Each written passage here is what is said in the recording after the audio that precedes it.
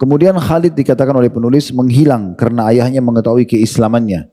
Karena ayahnya tokoh masyarakat, dia khawatir nanti ayahnya menyiksanya karena sudah menjadi satu fenomena di Mekah pada saat itu. Kalau ada tokoh-tokoh masyarakat, mereka merasa malu kalau anaknya, istrinya atau suaminya masuk Islam. Maka mereka berusaha untuk menunjukkan kepada masyarakat atau di sekitarnya kalau dia tidak setuju. Cara yang terbaik adalah dia demokan di depan orang-orang di Mekah kalau dia memukul atau menyiksa. Dan itu yang terjadi tentunya di banyak tokoh-tokoh yang sudah kita bahas sebelumnya. Nah, terjadi juga pada tokoh kita ini Khalid ibn Zaid radhiyallahu anhu. Ayahnya mengerahkan orang-orang untuk mencarinya, lalu berhasil membawanya ke hadapan ayahnya, lalu ia berlaku kasar sekali dengan cara memukuli kepala Khalid dengan pentungan hingga pentungan itu patah. Ya. Seraya berkata, sungguh aku tidak akan memberimu makan lagi. Karena ayahnya orang kaya, Khalid masih muda, dia belum punya income, dia hidup sama ayahnya. Maka ini seperti sebuah ancaman. Dalam beberapa riwayat lain, saya tidak akan memberikan kamu nafkah lagi. Ada sebuah riwayat yang menguatkan ini, mungkin tidak disebutkan oleh penulis, tapi saya bacakan. Ayahnya lalu memukulinya setelah mengatakan, apa kau sudah meninggalkan agama nenek moyangmu? Dia mengatakan tidak. Saya hanya mengikuti ya ajaran Muhammad SAW. Dan itu ajaran nenek moyang, tapi para nabi-nabi. Maka ayahnya mengatakan, kau tinggalkan, kalau tidak aku akan menyiksamu. Maka dia mengatakan saya tidak akan meninggalkannya. Subhanallah, orang kalau fitrahnya baik begitu ya. Misalnya dia tadi tidak sholat, diajak sholat, ayo sholat ya, dia sholat. Setelah itu nanti ada temannya lagi yang mengatakan sudahlah nggak usah sholat. Mungkin dia akan tolak, enggak saya nggak mau, saya tetap mau sholat sekarang. Itu kalau dia ikuti alami fitrahnya, kalau fitrahnya belum berusaha. Nah seperti ini. Di awal-awal baru syahadat ini masih kita istilahkan dengan mu'allaf kan gitu. Dia mudah sekali bolak-balikan hatinya untuk pindah agama. Tapi subhanallah orang yang fitrahnya bersih, dia akan bisa menerima. Dia mengatakan tidak, saya tidak akan tinggalkan agama ini. Lalu betul-betul ayahnya memukulinya, ya sampai ditaruh di dalam sebuah kamar gelap, tidak diberikan makan selama berhari-hari. Sampai ada di antara kerabatnya yang datang, kemudian mengatakan, kembalilah kepada akal sehatmu Khalid. Kembali ke akal sehatmu Khalid, karena sesungguhnya ayahmu benar. Maka dia mengatakan, alhamdulillah akalku masih berada dan sehat, dan aku tidak akan meninggalkan agama ini. Setelah itu ayahnya mengerahkan algojo-algojonya untuk membawa Khalid di siang hari di musim panas, ya, di padang pasir, di batu-batu yang sudah dipanaskan, kemudian ditaruh di atas situ sampai badannya pada luka bakar, ya, radhiyallahu anhum. Makanya di sini dikatakan, lalu dia mengatakan, aku tidak akan pernah, waktu ayah mengatakan, setelah saya lanjutkan tadi kisahnya, setelah disiksa berapa hari, ternyata Khalid tetap saja tidak mau berubah agamanya. Maka kesimpulannya dalam riwayat yang kedua ini yang tidak disebutkan oleh penulis, dia mengatakan, kalau gitu mulai sekarang saya tidak akan berikan kamu nafkah lagi. Maka jawaban masyhur dari Khalid, sungguh aku tidak akan, sungguh jika engkau tidak memberiku makan, maka Allah akan memberiku rezeki dan dengannya aku akan hidup. Dalam beberapa riwayat yang lain dikatakan pada saat dia lagi disiksa, lagi kesakitan nih. Subhanallah, Allah SWT datangkan kegembiraan dalam hati orang yang disiksa karena dia tahu ini kebenaran. Maka dia mengatakan, alhamdulillah yang telah menguji imanku dan memberikan aku ketabahan seperti ini. Lalu kemudian dia setelah dilepaskan oleh ayahnya, karena ayahnya bilang saya tidak akan kasih nafkah lagi kepada kamu, disiksa juga tidak ada manfaatnya, akhirnya ayahnya lepaskan. Maka dia pun datang kepada Nabi SAW dan hampir setiap hari dia menekuni agama bersama beliau alaihi salatu wassalam. Dan kemudian dia pun akhirnya pada saat Nabi SAW melihat siksaan sangat pedih di Mekah, terutama setelah terbunuhnya dua orang sahabat yang mulia, yang pertama mati syahid yaitu Yasir dan juga istrinya Sumayyah radhiyallahu anhu. Ini ayah dan ibunya Ammar. Kalau pernah dengar nama Ammar, disebut Ammar ibn Yasir, ayahnya dan ibunya ini yang disiksa oleh Abu Jahal, yang Sumayyah lagi hamil ditusuk perutnya oleh Abu Jahal setelah disuruh menghina Nabi Muhammad SAW atau keluar dari Islam. Dia tidak mau. Ini perempuan hamil di awal-awal Islam, masih beberapa ayat yang turun. Luar biasa keimanan mereka. Kemudian Nabi SAW pun pada saat Nabi gak bisa buat apa-apa karena belum punya kekuatan.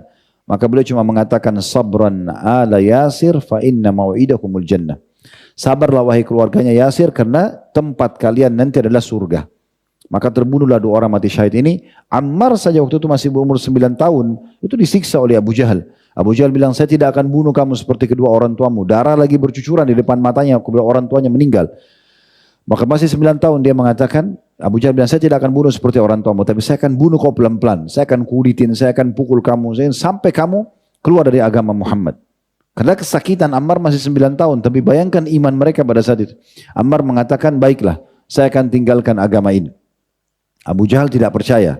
Kemudian Abu Jahal mengatakan, pas lewat unta, saya tidak akan percaya sampai kau bilang unta ini Tuhanku. Maka Ammar mengatakan, iya, dia adalah Tuhanku. Lalu dilepaskan.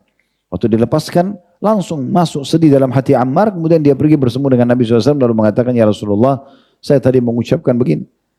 Lalu Allah turunkan dalam firman-Nya yang sangat masyhur, illa man ukriya wa qalbu mutmainnun bil iman. Ya, tidak masuk dalam kategori murtad kalau orang yang sebenarnya menyebutkan terpaksa tapi hatinya penuh dengan keimanan. Itu turun pada Ammar radhiyallahu anhu. Akhirnya ya Nabi SAW mengatakan, wahai Ammar, kalau besok kau disiksa lagi seperti itu dan disuruh ucapin lagi, ucapin. Karena Allah sudah membela kamu, sebenarnya hatimu tidak mau murtad karena disiksa. Tapi setelah kejadian ini Nabi SAW melihat umat Islam sangat disiksa, dipukul, boleh ditumpahin darahnya. Dan waktu itu keluar iklan resmi dari para tokoh-tokoh Quraisy, siapa saja yang memukul umat Islam, mengambil hartanya, membunuhnya nggak apa-apa. Susahnya luar biasa gitu ya. Bandingkan dengan keadaan kita, Masya Allah, kita bisa sholat, bisa ibadah, bisa cari rezeki halal, tutup aurat, menikah dengan cara Islam. Pemerintah kita punya program haji, puasa Ramadan diiklanin, banyak sekali nikmat yang harusnya kita syukuri dan kita jaga. Di masa itu luar biasa. Nah setelah kejadian ini Nabi SAW mendapat izin dari Allah SWT untuk mengizinkan beberapa sahabat atau siapa saja yang mau hijrah ke Ethiopia.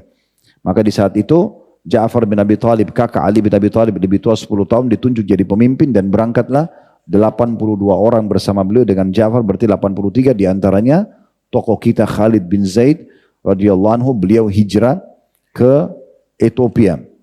Jadi dia termasuk orang yang mendapatkan 2 pahala hijrah. Karena dia sempat hijrah ke Ethiopia dan setelah pembebasan Khaybar beliau hijrah juga ke Madinah menyusul kaum muslimin di sana. Disebutkan oleh penulis Khalid bin Zaid adalah orang kelima yang pertama masuk Islam. Diriwayatkan oleh Ummu Khalid, anaknya beliau, ayahku adalah orang kelima yang masuk Islam. Sebelumnya sudah terlebih dahulu Abu Bakar, Ali, Zaid bin Haritha dan Sa'ad bin Abi Waqqas radhiyallahu anhum ajma'in. Ini dinukil, ya, di situ ada fotonya dari kitab Al-Isabah miliknya Ibnu Hajar rahimahullah. Juga diriwayatkan pula dari Ummu Khalid, beliau mengatakan bahwasanya ayahku orang yang pertama menulis Bismillahirrahmanirrahim. Yang pertama menulis Bismillahirrahmanirrahim. Dinukil dari kitab Syiar Alam Nubala. Ini kisah tentang tokoh-tokoh yang sangat hebat dalam Islam. Kurang lebih 40 jilid kitab ini. Semuanya biografi dan kisah orang-orang hebat ini. Ada ratusan, bahkan mungkin bisa dikatakan mendekat ribuan kisah di situ ya. Diangkat oleh atau ditulis oleh Imam Az-Zahabi rahimahullah. Kemudian di situ penulis mengangkat tentang masalah siksaan yang terjadi ya dari ayahnya. Jadi ini sudah kita ceritakan tadi. Kemudian setelah dia ya atau pada saat dia sudah dibebaskan oleh ayahnya, dia menikah dengan seorang wanita penduduk Mekah dari suku Al-Khuza'ah yang bernama Aminah binti Khalaf Al-Khuza'iyah. Khuza'ah, suku di Mekah yang masyhur, yang sangat besar, dan ini wanita juga masuk Islam dan ikut hijrah bersama dia ke Ethiopia. Baik, kita masuk teman-teman sekalian ke kisah yang lainnya, yaitu bagaimana perkiprah beliau dalam memperjuangkan agama ini. Di Mekah dia ikut, ya, sampai tadi saya katakan hijrah ke Ethiopia, dan di Ethiopia tidak ada peperangan sama sekali sampai Nabi SAW membebaskan membebaskan Khaybar setelah kesepakatan Hudaybiyah. Ya, ini kurang lebih di tahun 6 Hijriah. Kemudian Nabi SAW mulai di awal tahun 7 itu mulai mengatur program, diantaranya menyerang Khaybar. Nah di saat itulah para muslimin yang ada 83 orang di Ethiopia datang ke datang ke Madinah dan menyusul ke Khaybar. Nah di antaranya Khalid radhiyallahu anhu. Nah setelah itu peperangan-peperangan beliau ikuti. Seperti pembebasan kota Mekah, perang Hunain, perang Tabuk beliau ikuti. Dan cukup banyak kiprahnya setelah meninggalnya Nabi SAW. Nah di sini saya lihat penulis menukil kisah peperangan-peperangannya bukan bersama Nabi SAW. Karena tidak disebutkan secara khusus kiprahnya di 3 peperangan itu. Karena di perang pembebasan kota Mekah tidak ada peperangan yang berarti gitu ya, karena 10.000 pasukan muslimin mengepung Mekah, masuk lalu menguasai tanpa ada korban. Perang Hunain ada korban dari suku Aslam bersama Khalid bin Walid beberapa orang, tapi setelah itu Allah SWT berikan kemenangan muslimin. Dan perang Tabuk sama sekali tidak ada korban karena Nabi SAW mengepung beberapa hari wilayah Romawi di Tabuk, tapi mereka tidak mau keluar memerangi Nabi SAW karena rajanya Heraklius itu tahu kalau ini Nabi. Dan dia sempat masuk Islam, kemudian dia murtad dari agama Islam karena takut kekuasaannya hilang. Maka dia mengatakan kepada pasukannya, walaupun pasukannya waktu itu di bentengnya ada 250.000 orang, Nabi SAW berangkat dengan 30.000 orang. Itu beda sekali selisihnya, bisa cuman sekitar 10% saja ya, kurang lebih 8%, sekitar 8% dari kekuatan orang Romawi itu kaum muslimin. Jadi sangat kecil kekuatan kita pada saat itu, tetapi orang-orang Romawi jadi takut keluar karena Heraklius mengatakan, saya tahu dia adalah seorang nabi. Kalau kalian keluar, pastikan kalian akan kalah dan akan memalukan dan memilukan bangsa Romawi. Udah biarin aja dia mengepung, tidak usah kita keluar. Maka akhirnya tidak dihadapi oleh orang-orang Romawi. Dari situ Nabi SAW pulang dan akhirnya menjadi harum dan nama umat Islam karena terkenal tersebar sampai orang-orang Romawi pun ketakutan. Nah di sini kita lihat setelah itu, di sini tidak disebutkan kiprah tokoh kita, tapi setelah itu baru ada kiprah dari tokoh kita ini. Dikatakan di halaman 443, ia gugur sebagai syahid, lalu memancarlah cahaya dirinya ke langit hingga membuat pembunuhnya masuk Islam. Kata penulis, Khalid ikut terlibat dalam salah satu peperangan melawan bangsa Romawi. Ia termasuk ahli berkuda yang paling pemberani. Jadi bangsa Romawi itu waktu itu berkuasa di wilayah Syam, ya, Palestina, Jordania, Libanon dan Syria bagian utara. Kemudian ke atas semuanya, Turki sampai ke Eropa. Nah itu semua dikenal dengan penguasaan bangsa Romawi, termasuk wilayah Afrika, bagian baratnya Jazirah Arab. Tapi bagian timurnya itu Irak, Iran, Rusia, Afghanistan dikuasai oleh bangsa Persia. Waktu itu dua bangsa ini sangat terkenal besar sekali. Nah waktu itu umat Islam diatur oleh Umar bin Khattab radhiyallahu anhu untuk ekspansi Islam ke wilayah negeri Syam. Beliau mengutus Abu Ubaidah bin Jarrah dan Khalid bin Walid radhiyallahu anhu majma'in untuk jadi panglima perang pada saat itu di tahun ya 13 Hijriah. Kemudian mengirim pasukan untuk menuju ke sana dan terus sampai tahun 16 Hijriah. Jadi kurang lebih 3 tahun waktu itu ekspansi Islam ya. Tapi yang paling gemilang sekali itu tahun 15 dan tahun 16 Hijriah. Kemudian beliau juga mengutus ya pasukan ke negeri Persia. Tapi kita bahas yang ke negeri Syam saja, ke wilayah Romawi karena tokoh kita ikut terlibat di situ. Nah Khalid ini ikut dalam berperang bersama dengan dua saudaranya bernama Aban dan Amr radhiyallahu anhum ajma'in. Amr gugur mati syahid dalam perang Fahl. Ini salah satu peperangan awal-awal sekali masuk ke wilayah negeri Syam. Orangnya diceritakan cerita tentang Fahl ini oleh penulis ini bahwasanya dia terkena tebasan di pelipisnya, kemudian mengeluarkan darah yang menutupi matanya, tapi hal tersebut tidak membuatnya berhenti melawan musuh dan dia terus saja maju menyerang pasukan Romawi sampai akhirnya pasukan Romawi berhasil membunuhnya. Kemudian Amr itu adalah Aban ya. Kemudian Amr sendiri ya, Aban tadi Amr ini dari dua saudaranya Aban dan Amr. Amr lah yang seperti ini kejadiannya, kemudian dia melawan musuh sampai dia terbunuh. Dan kemudian dikatakan sementara oleh penulis, sementara Aban dan Khalid, ya Khalid yang jatuh kita dan Aban ini dinukil dalam riwayat bahwasanya keduanya gugur sebagai syahid di perang Ajnadin.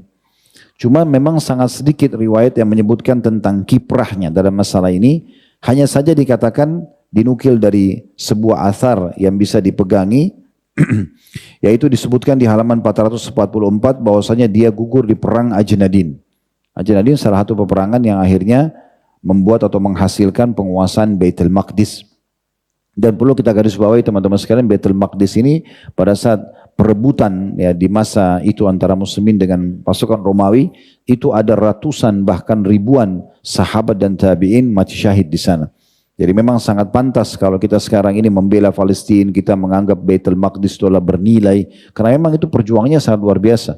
Kalau tidak salah dinukil sekitar 5 ribuan ya di antara orang-orang sahabat dan tabi'in yang meninggal mati syahid pada saat itu di sana. Ya, di antaranya ada banyak sih sahabat, tokoh-tokoh sahabat yang sampai sekarang masih ada kuburannya di sekitar tembok Baitul Maqdis itu sendiri. Yang jelas tokoh kita ini meninggal di saat itu di sana ya mati syahid, dan pada saat dia sedang berperang ternyata pembunuhnya kaget karena melihat pada saat dia jatuh tergeletak mengeluarkan cahaya dan itu menembus sampai ke langit. Lalu dia berkata, siapakah orang ini? Aku melihat cahaya memancar dari tubuhnya sampai ke langit. Maka disebutkanlah namanya, lalu orang itu masuk Islam, dan setelah dia masuk Islam, dan banyak orang-orang di wilayah itu yang ikut masuk Islam karena kejadian terbunuhnya tokoh kita ini. Ini kurang lebih gambaran tentang siapa tokoh ini yang ditulis oleh penulis. Seperti biasa, kita akan bagi sesi tabligh akbar atau ceramah kita ini menjadi 3 bagian. Bagian pertama tadi tentang bagaimana biografi dia, bagaimana dia masuk Islam, apa kiprah dia. Kemudian yang kedua kita akan sebutkan secara ringkas tentang manaqib atau keutamaan beliau dari apa yang sudah kita baca tadi. Baru kita masuk nanti ke inti di sesi ketiga yang terakhir ini yang cukup panjang, masalah ad-durus wal ibar atau pelajaran yang bisa diambil. Tentang manaqibnya dan keutamaan beliau, yang pertama adalah beliau masuk Islam dengan penuh keyakinan dan tanpa keraguan sedikit pun. Dan ini tentu kedudukannya beda sendiri dalam agama Islam. Tadi saya bilang kalau orang masih fitrahnya baik, pada saat diberikan masukan, bahkan orang non-muslim pun, kalau dia belum rusak dengan banyaknya tontonan-tontonan, banyaknya bacaan-bacaan yang mengeluarkan dia dari fitrah, mengenal Tuhannya, maka mudah sekali yang diajak masuk Islam. Ada orang yang kadang-kadang diajak masuk Islam berulang-ulang kali, susah sekali. Ada orang yang cuma diajak sebentar masuk Islam. Contoh misalnya di Mekah, waktu Nabi SAW tawarkan Islam Abu Bakar karena masih fitrah. Dia enggak ikut sembah berhala, dia enggak pernah minta-minta, dia enggak pernah masukkan dalam hatinya kalau ini adalah Tuhan. Maka dengan sangat mudah dia untuk masuk Islam. Beda dengan Abu Jahal, Abu Lahab yang keras hatinya, susah sekali itu diajak masuk Islam. Bahkan yang ada adalah pertentangan-pertentangan yang terjadi. Nah ini kelebihan orang kita, tokoh kita ini, dia begitu ditawarkan Islam, dia hanya mimpi saja, dia langsung percaya lalu dia masuk Islam. Yang kedua, apalagi di dalam mimpi dia melihat Nabi SAW yang menyelamatkan dia dari api neraka. Kemudian yang kedua, dia sangat sabar dalam menghadapi siksaan demi untuk berpegang teguh pada keimanan dan keislamannya. Nanti akan kita jelaskan juga di pelajaran-pelajaran penting tentang bagaimana orang harusnya muslim menjadikan kesabaran sebagai pedoman hidupnya. Yang ketiga, dia termasuk as-sabiqun al-awwalun, orang-orang yang pertama masuk Islam, dan ini juga akan kita jelaskan nanti tentang masalah ini panjang lebar insyaallah di ad-durus wal ibar. Kemudian yang keempat, beliau termasuk mendapatkan 2 pahala hijrah, karena hijrah ke Ethiopia dan hijrah ke Madinah. Kemudian yang kelima, beliau ikut dalam pembebasan kota Mekah, perang Hunain dan juga perang Tabuk, 3 peperangan terakhir Nabi SAW. Yang keenam, Nabi SAW menjadikannya, ini saya dapatkan selain dari buku kita ya, ada tambahan kalau Nabi SAW menjadikannya sebagai gubernur di negeri Yaman. Jadi setelah dia masuk Islam, kemudian dilihat kebijaksanaannya, kedewasaannya, luasnya ilmunya, maka waktu itu mayoritas masyarakat Yaman sudah banyak masuk Islam di tangan Mu'adz bin Jabal. Lalu Nabi SAW butuh seorang pemimpin di sana, maka ditunjuklah Khalid bin Zaid di sana. Kemudian yang ketujuh, beliau ikut dalam pembebasan negeri Syam, ya, dan ini berarti menandakan semua ya, yang sekarang dilakukan oleh penduduk negeri Syam dalam bentuk ibadah, apakah sholat, bangun masjid, termasuk sekarang peperangan melawan Yahudi, banyak yang mati syahid. Itu ulama sudah sepakat, siapapun di antara muslim yang menjadi penyebab, apakah dia rajanya pada saat itu, atau khalifahnya, atau presidennya kalau masa kita sekarang, apakah dia panglima perangnya, apakah dia prajurit perang, dia bersama pasukan masuk dan mengekspansi satu wilayah dan akhirnya bebas dari kekufuran, maka semua mereka partisipasi di pahala semua orang yang ada di wilayah itu. Maka ini berarti menandakan karena beliau ikut dalam pembebasan negeri Syam, bahkan meninggal di perang Ajnadin tadi, berarti beliau termasuk orang yang mendapatkan keutamaan tadi. Kemudian juga beliau yang ke-8 adalah mati syahid. Dan mati syahidnya membuat orang yang ya, membunuhnya masuk Islam sebagaimana tadi kita ketahui, dan memberikan kesaksian kalau melihat, ya, kalau dia melihat cahaya yang keluar dari tubuhnya sehingga memancar ke langit. Baik, kita akan masuk ke sesi ketiga kita dalam materi kita ini, yaitu apa saja yang bisa diambil sebagai pelajaran. Yang pertama teman-teman sekalian yang bisa kita ambil tentang masalah pentingnya keyakinan yang merupakan pondasi dasar dalam agama kita. Dari memang agama kita ini pondasinya keyakinan. Kalau kita tidak yakin susah sekali. Rukun iman kita keenam semuanya keyakinan. Yakin tentang Allah. Jadi Allah tidak nampak, kita tidak lihat. Tapi kita yakin, meyakini kalau Allah itu ada dengan melihat fakta-fakta yang ada, penciptaan alam semesta, pergantian siang malam, pergantian musim, populasi manusia, hewan-hewan, tumbuh-tumbuhan dengan berbagai macam jenis makanan mereka, pertahanan mereka dan segala macam. Air, api, semua ini tidak mungkin ada tanpa ada pencipta, gitu kan? Walaupun tidak lihat, maka ini butuh keyakinan. Dan makin kuat keyakinan seseorang, maka makin bagus keimanan dia. Nah, begitu juga dengan iman kepada malaikat, tidak nampak. Ya, iman kepada kitab-kitab. Mungkin Al-Quran sekarang ada depan mata kita, tapi kitab Zabur, kitab Taurat, kita enggak hadir pada saat itu. Jadi bagi kita sebenarnya itu butuh keyakinan untuk meyakini, oh memang kitab ini pernah turun. Begitu juga dengan iman kepada Rasul-Rasul. Kita nggak pernah ketemu dengan Musa, Isa, Yahya, Zakaria. Tapi kita wajib mengimani 25 Nabi dan Rasul. Bahkan Nabi Muhammad SAW sendiri kita tidak lihat dengan mata kepala kita. Makanya Nabi SAW mengatakan, sungguhnya aku ingin sekali bertemu dengan saudara-saudaraku. Kata para sahabat, ya Rasulullah, kami saudara-saudara anda. Kata Nabi SAW, bukan. Kalian sahabat-sahabatku. Saudara-saudaraku yang datang sepeninggalku nanti. Maka kata para sahabat, ya Rasulullah, bagaimana anda mengenal mereka nanti? Kan ketemunya nanti di mahsyar. Di dunia sudah tidak ketemu, Nabi sudah meninggal. Ya, kita pun akan meninggal. Di kuburan pun kita tidak bisa bertemu gitu kan. Di mahsyar, dibangkitkan. Maka kata Nabi SAW, sesungguhnya akan keluar ya dari tubuh mereka, ya, di bekas dari tempat-tempat bekas uduk mereka cahaya yang terang pada hari kiamat. Bukankah seseorang bisa membedakan antara kuda, ya, kalau dia memiliki banyak kuda, di antara kuda-kuda itu ada satu kuda atau beberapa kuda yang bagian dahinya dan keempat kakinya berbulu putih, badannya mewarna coklat, merah, hitam, intinya pokoknya di sini ada bulu putihnya, di 5 titik tadi, di 4 kaki dan juga di dahinya, bisa membedakan dengan kuda-kuda yang lainnya.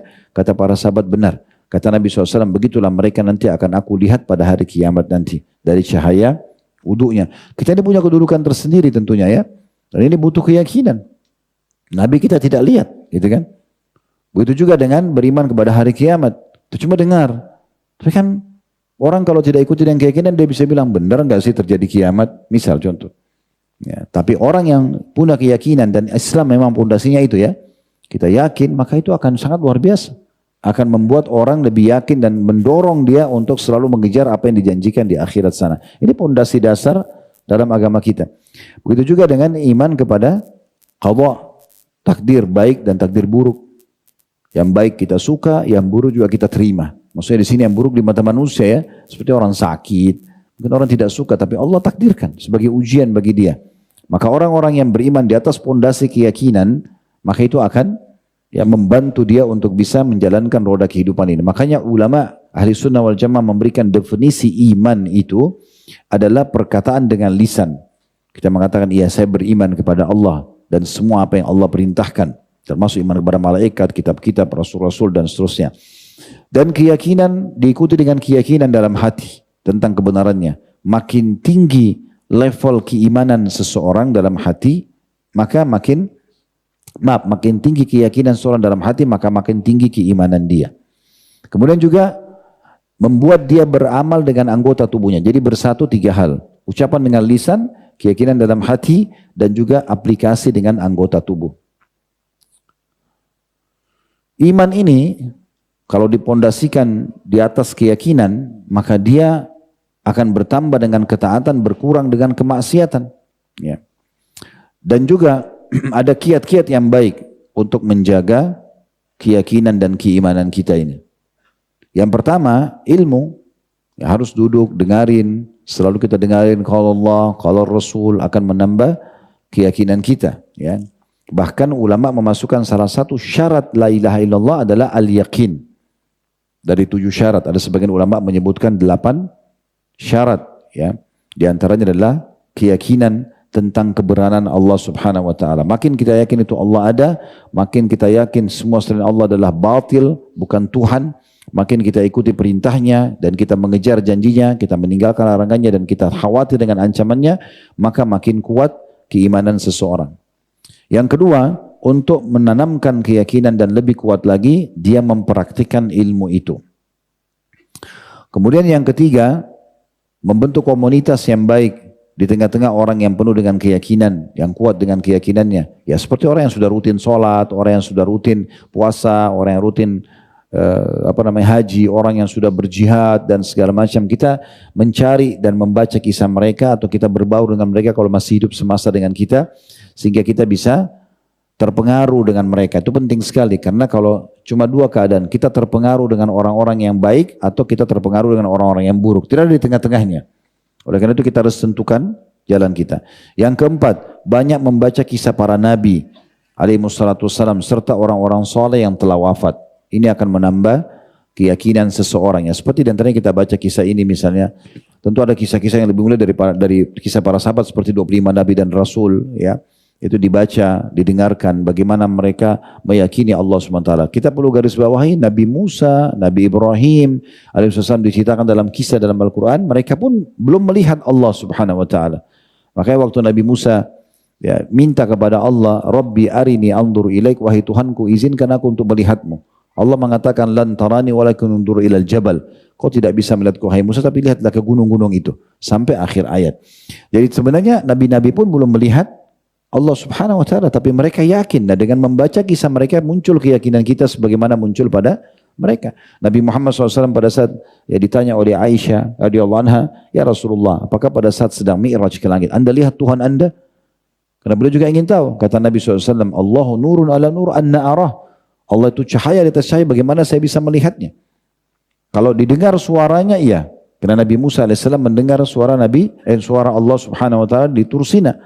Makanya Allah mengatakan wa kallama Allah Musa taklima, dan Allah benar-benar mengajak bicara Musa alaihissalam. Jadi kita pelajari kisah-kisah mereka sehingga munculnya keyakinan kita sebagaimana munculnya keyakinan mereka. Kemudian yang keenam adalah banyak berdoa agar kita diberikan keyakinan ya, yang bisa menyampaikan kita pada level keimanan tertinggi, dan akhirnya kita selalu patuh kepada Allah dan mengerjakan perintah dan meninggalkan larangan. Yang terakhir, yang ketujuh adalah banyak berzikir, menyebut-nyebut nama Allah Subhanahu Wa Taala. Karena dengan berzikir, dengan menyebut nama Allah, kita akhirnya ya akan mendatangkan di dalam hati kita keimanan itu. Akan terasa sekali keimanan itu. Baik, itu yang pertama teman-teman sekalian yang bisa kita ambil pelajaran tentang masalah keyakinan. Yang kedua, kita akan berbicara tentang sebab masuk Islamnya tokoh kita ini. Yaitu masalah mimpi. Ya. Jadi memang dalam Islam, mimpi ini punya bahasan tersendiri. Karena memang hampir setiap saat kita bisa mimpi ya. Dan kita tidak bisa mengatur mimpi itu. Maka perlu kita jadikan sebagai sebuah bahasan. Walaupun pernah kita singgung di beberapa pertemuan yang lalu. Tapi coba saya lebih detailkan pada kesempatan ini. Mimpi itu memang ya terjadi sangat misterius karena terjadi pada saat kita tidur. Ya, tidak ada orang mimpi pada saat dia sedang bangun dan dia tidak bisa mengaturnya, baik atau buruk. Nah, cuma saja memang dalam Islam disampaikan ada yang memang diberikan oleh Allah SWT mimpi tersebut, ada juga yang datang dari syaitan. Cuma kita perlu lihat memang ini satu hal yang luar biasa yang Allah sebutkan dalam Al-Quran terjadi pada masa tidur saja, ya.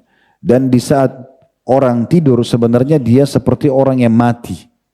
Dia tidak sadar apa-apa. Makanya kata Nabi SAW dalam sebuah hadis, an-naumu akhul maut. Tidur itu adalah saudaranya kematian. Dan Allah SWT berfirman, bisa dilihat dalam surah Az-Zumar, surah nomor 39 ayat 42. Az-Zumar 39 ayat 42, Allahu yatawaffal anfusa hina mautiha wallati lam tamut fi manamiha fayumsiku allati qada 'alayha al-maut wa yursilu al-ukhra ila ajalin musamma inna fi dhalika laayatin liqaumin yatafakkarun. Allah memegang jiwa orang ketika matinya dan juga memegang jiwa yang belum mati di waktu tidurnya. Jadi Allah gambarkan di sini memang tidur itu bagian daripada kematian. Allah tahan jiwanya, ya. Maka Allah menahan jiwa yang telah ia tetapkan kematiannya. Kalau ajalnya datang, Allah tidak kembalikan ruhnya lagi, ya. Walaupun ulama mengatakan tidur itu ruh keluar, tapi bukan keluar yang seperti orang kalau mati yang selamanya. Tapi ruhnya keluar, Allah tahan. Ya, kalau Allah masih berikan, kalau ajal sudah datang, Allah matikan dia. Dan dia melepas, maksudnya Allah, itu kalau teman-teman lihat terjemahan surah Az-Zumar ayat 42-nya, Dianya katakan huruf besar berarti kata ganti Allah. Dia melepas jiwa yang lain sampai waktu yang telah ditentukan atau ajalnya. Kalau masih belum ajalnya dikembalikan, dia bisa hidup lagi. Sesungguhnya pada demikian terdapat tanda-tanda kekuasaan Allah bagi kaum yang mau berfikir. Berarti tidur itu dan mimpi tanda-tanda kekuasaan Allah subhanahu wa ta'ala. Juga dalam ayat yang lain Allah subhanahu wa ta'ala menyebutkan dalam surah Al-An'am surah nomor 6 ayat 60. Surah nomor 6 ayat 60 yang berbunyi wa huwa alladhi yatawaffakum bil-laili wa ya'lamu ma jarahtum bin-nahar thumma yab'atsukum fihi liyuqda ajalun musamma thumma ilayhi marji'ukum thumma yunabbi'ukum bima kuntum ta'malun. Dan dialah Allah yang telah menidurkan kamu di malam hari dan dia pula mengetahui apa yang kamu kerjakan di siang hari. Kemudian dia yang membangunkan kamu di siang hari. Kita jadi melek begini, jadi terang semuanya. Kita punya ide untuk bergerak, tubuh kita lebih fit di siang hari. Itu Allah yang mengatur semua. Dan dia membangunkan kamu pada siang hari untuk disempurnakan umurmu sampai ajal yang telah ditentukan. Kemudian kepada Allah lah kamu akan dikembalikan dan dia memberitahukan kepadamu apa yang dahulu kamu kerjakan. Saksi bahasan kita adalah dia yang menidurkan kamu di malam hari. Ya, berarti memang tanda-tanda kebesaran Allah juga tidur, di antaranya adanya mimpi di situ. Dan Nabi SAW mengajarkan kita doa dalam hadis Bukhari Muslim pada saat mau tidur, Bismika Rabbi wada'tu jambi. Dengan namamu ya Allah aku letakkan ya lambungku. Wabika arfa'u, dan dengan izinmu pula aku mengangkatnya atau bangun nanti. Fa in amsakta nafsi farhamha. Kalau kau menahan jiwaku ini kasihanilah. Maksudnya kalau sampai jiwaku ini nanti mati aku tidak bangun lagi, maka kasihanilah dia. Maafkan kalau ada kesalahannya, terimalah amalnya, ya. Wa in arsaltaha fahfadhha bima tahfadhu bihi ibadaka as-salihin. Dan kalau kau melepasnya, maka jagalah dia sebagaimana engkau menjaga hamba-hambamu yang saleh. Kata sebagian ulama hadis, supaya jangan mimpi buruk. Ya. Jadi dia biar jiwa itu atau ruh itu baik-baik saja. Tidak terjadi hal-hal yang tidak diinginkan. Nah ini diantara doa yang kita baca. Nah mimpi dibagi oleh para ulama menjadi 3 bagian. Ada yang dikenal dengan ru'ya as-salihah, ar-ru'yatus salihah atau ar-ru'yatus sadiqah dalam riwayat lain, ya.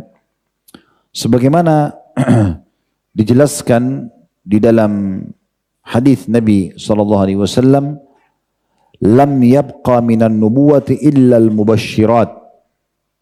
Nanti, maksudnya setelah beliau meninggal, tidak ada lagi yang bisa dijadikan sebagai berita gembira bagi orang-orang beriman dan sekaligus panduan mereka kalau itu tidak ada dalam atau belum ada dalam syariat Allah Subhanahu wa taala, atau tidak disebutkan seperti misalnya ada terjadinya kiamat, terjadinya bencana ya di satu wilayah, misalnya ada orang mukmin mimpikan, itu namanya mubasyirat.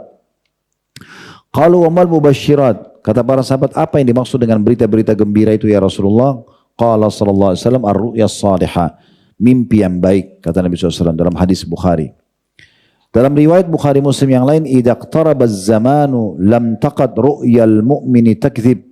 Kalau sudah dekat hari kiamat, mimpi orang mukmin jarang sekali salah, jarang sekali luput, ya. Makin kita kuat imannya, makin dalam ilmunya, makin kuat amal solehnya, makin benar mimpinya. Makin benar mimpinya. Wa ru'yal mu'min juz'un min 46 juz'an minan nubuwah. Dan ketahuilah mimpi orang mukmin yang benar itu adalah bagian dari salah satu bagian dari 60 atau 46 ya, bagian daripada kenabian atau mukjizat kenabian. Lalu dalam riwayat lain dijelaskan asdaqukum ru'ya asdaqukum haditha. Orang yang paling benar mimpinya adalah orang yang paling jujur lisannya. Jadi kita bisa juga lihat orang ini kalau cerita, benar enggak dalam keseharian dia jujur, bagus enggak ibadahnya. Nah itu baru bisa dipercaya mimpinya. Tapi mimpi benar itu ada. Kayak misal contoh, antum mimpi melihat Ka'bah, melihat tawaf, melihat orang tua datang dan mendatangi rumah kita, ternyata 2 hari kemudian datang beliau. Kita melihat diri kita safar ke satu kota, lalu ternyata betul kita safar beberapa hari kemudian, kok kayak kemarin saya lihat benar ya, nah seperti itu. Nah ini makin dekat hubungan kita dengan Allah SWT, makin bagus, makin dalam ilmunya, makin baik amalnya, ya, makin ikhlas dalam beribadah, makin jujur lisannya, maka makin benar mimpinya, makin benar mimpinya. Ya. Yang kedua, mimpi yang buruk. Mimpi yang buruk ini dari syaitan, dikenal dengan al-hilm. Seperti pernah ada sahabat yang mengatakan, ya Rasulullah, semalam saya mimpi kepala saya tercabut dan gelinding, lalu saya mengejarnya. Maka kata Nabi SAW, janganlah seseorang dari kalian menceritakan ya permainan syaitan dalam mimpinya. Karena tidak pernah Allah catatkan manusia copot kepalanya, masih bisa hidup, lalu dia bisa mengejar kepalanya. Itu kan tidak masuk akal. Maka berarti permainan dari syaitan, gitu kan? Atau apa saja yang membuat orang itu takut. Tapi takutnya bukan positif ya. Kalau dia mimpi masuk neraka sehingga dia jadi takut, misalnya ya, dia disiksa, itu masih positif. Itu masuk dalam mimpi yang baik. Tapi kalau dia dibuat takut-takut seperti dia jatuh dari jurang, ya, dia diganggu oleh syaitan, dia jadi rasa ketakutan dalam mimpinya di tempat gelap, di kuburan, di mana, itu semua dari syaitan. Nanti kita sebutkan bagaimana cara solusi untuk selamat dari itu. Dan yakinlah teman-teman, kalau kita ikuti petunjuk Nabi SAW tidak akan bahaya mimpi itu. Kata Nabi SAW dalam hadis Bukhari Muslim, ar-ru'yatul salihah wa fi riwayah ar-ru'yatul hasanah min Allah. Mimpi yang benar, mimpi yang baik, dalam riwayat lain mimpi yang sempurna itu dari Allah. Wal hilmu minasyaitan, dan mimpi yang buruk dari syaitan. Wa man ra'a syai'an yakrahu falyanfuth an shimalihi thalathan. Siapa yang mimpi sesuatu yang dia tidak suka dalam mimpinya, dan siapa yang lihat dalam mimpinya yang dia tidak suka, maka sebaiknya dia meniup ke sebelah kirinya 3 kali. Ya, di sini kalau nafas itu meniup tanpa ada air ludahnya ya, cuma angin saja. Dia tiup ke sebelah kirinya 3 kali. Kemudian wal yata'awwadz minasyaitani fa innahu la tadurru. Lalu dia baca a'udzubillahi minasyaitonir rajim setelah tiup, maka pastikan mimpi itu tidak akan berbahaya untuk dia. Tidak akan berbahaya untuk dia. Dalam riwayat lain riwayat ini diriwayatkan oleh Imam Muslim, kata Nabi SAW, "Idza ra'a ahadukum ar-ru'ya yakrahu falyabsuq an yasarihi thalathan." Kalau salah seorang antara kalian melihat mimpi yang dia tidak suka, menakutkan, menjengkelkan, apalah gitu kan, atau mengajak dia untuk maksiat. Di antaranya orang kalau mimpi junub gitu. Mimpi interaksi sama istri orang, suami orang, sama apalah, zina pokoknya, itu semua dari syaitan. Nah, makanya para nabi-nabi tidak mimpi junub, ya. Dan tidak selamanya orang kalau balik itu mimpi junub, tidak selamanya. Ada orang mimpi, tapi umumnya orang tidak. Dari mana ditahu dia sudah balik? Ada kumis yang tumbuh kalau laki-laki, itu kan, rongga suara yang berubah, itu kan, postur tubuh yang lebih besar. Perempuan mungkin ada payudara dan itu ada perubahan, adanya darah haid. Jadi nggak harus mimpi, ya. Karena mimpi junub itu bagian dari syaitan, permainan syaitan, yang membuat orang untuk tertarik untuk melakukan itu di luar mimpinya. Ya. Maka kata Nabi SAW, maka dalam hadis ini kalau dia lihat mimpi yang dia tidak suka, maka dia yabsuq an yasari thalathan. Dia meludah ke sebelah kirinya 3 kali. Nah, ulama menggabungkan kedua hadis, berarti angin yang dikeluarkan sedikit ada air ludahnya, sedikit saja. Ya. Kemudian liyasta'idz billahi minasyaitani thalathan. Lalu dia berlindung kepada Allah dengan membaca a'udzubillahi minasyaitonir rajim 3 kali, ya. Wal yatahawwal an jambihi alladhi kana alaihi. Lalu dia mengubah posisi tidurnya. Nah, umumnya kata ulama orang yang mimpi-mimpi buruk ini karena tidur tengkurap, itu kan tidurnya ahli neraka ya. Nabi SAW melarang para muslimin atau sahabat waktu itu tidur tengkurap karena itu tidurnya ahli neraka. Dalam riwayat lain adalah tidur yang Allah murkahi. Secara kesehatan juga tidak baik. Atau tidur sebelah kiri, ya. Atau dia tidur dalam kondisi dia tidak berzikir, tidak wudu, maka itu semua yang bisa mendatangkan mimpi-mimpi buruk, ya. Maka di sini dia mengubah posisinya, ya, artinya dia kembali kepada yang sudah disunnahkan oleh Nabi alaihi salatu wassalam, yaitu tidur di sebalik sisi kanan, ya. Lebih baik lagi kalau dia bisa langsung berzikir, kemudian dia tidur, ya. Dalam riwayat Bukhari ada larangan, ya, untuk menceritakan apa yang tidak dilihat. Kadang-kadang juga orang tunggangi mimpi ini untuk mencari kedudukan di tengah-tengah manusia supaya dikira dia hebat gitu ya. Dia mengaku melihat Nabi, melihat surga, melihat ini dan itu. Bahkan ada yang sangat sesat karena dia menjadikan mimpi-mimpinya ini supaya ya menjadi seperti sebuah fatwa, ya, sebuah pesan, ya, yang akhirnya itu bahkan bisa mengalahkan syariat Allah Subhanahu wa taala. Dianggap dia menerima informasi secara gaib. Nah, itu bisa jadi permainan syaitan yang berbahaya sekali. Makanya kata Nabi SAW dalam hadis Bukhari, "Inna min a'zamil fira ainahu ma lam tara an yaqula al-mar'u ainahu ma lam tara au yaqula ala Rasulillah SAW ma lam yaqul." Ya, sungguhnya sesuatu yang paling buruk adalah seseorang yang mengatakan matanya melihat apa yang tidak dilihat, atau dia mengatakan tentang Rasulullah SAW apa yang belum beliau ucapkan. Kata ulama hadis adalah menceritakan mimpi yang dia tidak lihat sama sekali. Ya. Kemudian juga perlu diperhatikan dalam mimpi, ya, itu adalah mimpi Rasulullah SAW. Ini mimpi yang benar. Kalau dia lihat Rasulullah SAW tapi dengan cirinya yang benar, ya, bukan ciri yang salah. Ciri yang benar itu maksudnya sesuai dengan diceritakan tentang kedudukan beliau. Seperti misalnya alisnya seperti busur panah, hitam tebal, bulu matanya lebat, bola matanya besar, hidungnya mancung, kulitnya putih gitu kan, pipinya sampai ke merah-merahan, rambutnya lebat kadang-kadang sampai di kuping atau sampai di pundak, dan warnanya hitam. Karena beliau meninggal pun itu hanya ada beberapa lembar rambut putih saja. Jadi rambutnya hitam pekat sallallahu alaihi wasallam, walaupun umur beliau meninggal 63 tahun. Disebutkan dalam beberapa riwayat ada 3 lembar, ada yang mengatakan 7 lembar, ada yang mengatakan 15 lembar. Begitu juga dengan jenggot beliau kathif atau sangat panjang sampai di dada, dan cuma ada beberapa lembar, beberapa helai saja rambut putih, atau janggut yang berwarna putih alaihissalam. Nah ini beliau juga jarbuk, tidak terlalu tinggi, tidak terlalu pendek, badannya kekar alaihissalam gitu kan. Ini semua ciri-ciri fisik yang memang kita harus tahu. Jadi kalau ada orang lihat misalnya mengaku Nabi dalam mimpi tapi matanya sipit, misal. Contoh, hidungnya pesek misalnya, kulitnya hitam, ini contoh saja. Ini enggak mungkin gitu kan, karena bertolak belakang dengan ciri beliau. Dan beliau mengatakan dalam hadis yang sahih, siapa yang melihat aku dalam mimpinya maka itu benar aku, karena syaitan tidak bisa menjelma menjadi aku. Berarti selain Nabi Muhammad SAW, syaitan bisa menjelma, ya, bisa menjelma dan mengganggu kita gitu ya, membuat seakan-akan itu benar pada sebenarnya bukan, tapi permainan syaitan. Ini mirip yang dikatakan oleh Nabi SAW tentang Dajjal. Nanti pada hari kiamat, Dajjal akan datang ke satu lokasi, kemudian dia mengajak orang-orang di situ untuk mengatakan dia Tuhan. Di antaranya dia datang kepada pemimpin wilayah itu, lalu dia mengatakan saya adalah Tuhanmu. Orang itu bilang, kau manusia biasa kayak saya. Karena fisiknya memang seperti manusia biasa. Dia bilang, bagaimana kalau saya hidupkan kedua orang tuamu? Kata dia, oke. Kalau kau hidupkan kedua orang tuaku berarti kau Tuhan. Tunjukkan mana kuburannya, kata Dajjal, ditunjuk. Lalu Dajjal bilang, keluarlah, ya. Maka keluarlah jenazah kedua orang tuanya pemimpin wilayah itu sambil mengatakan, hai anakku, ikutilah dia karena dia Tuhanmu. Maka ikutlah si pemimpin wilayah itu dan seluruh masyarakatnya mengaku Dajjal sebagai Tuhan. Namun kalau kita baca hadis jangan setengah-setengah, baca sampai habis. Karena terakhirnya penting sekali. Kata Nabi SAW, ketahuilah dua orang yang keluar dari kuburan tersebut adalah syaitan yang menjelma untuk mendukung Dajjal. Karena tidak ada dalam sejarah manusia dan Allah sudah tentukan jenazah bisa keluar lagi, itu nggak mungkin.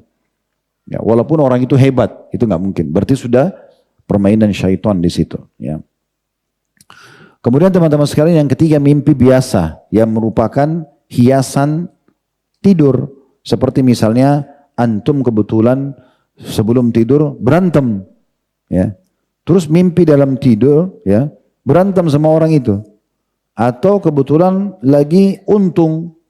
Ya, terus mimpi dalam tidur hitung uang misal, atau lagi suka sama seseorang lalu mimpi dan seterusnya. Nah itu bisa saja, tapi itu adalah hiasan tidur yang tidak ada maknanya.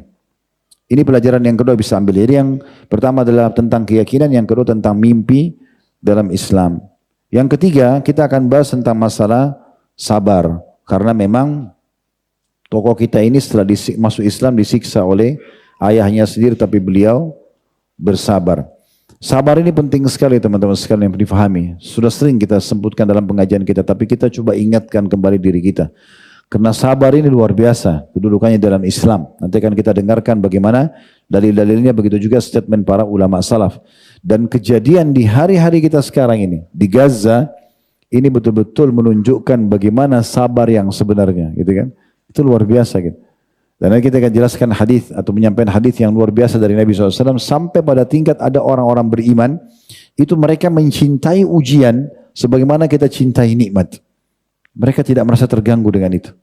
Bahkan mereka menganggap ini adalah kasih sayang Allah kepada mereka. Ini levelnya luar biasa. Nanti akan kita bacakan hadisnya insya Allah.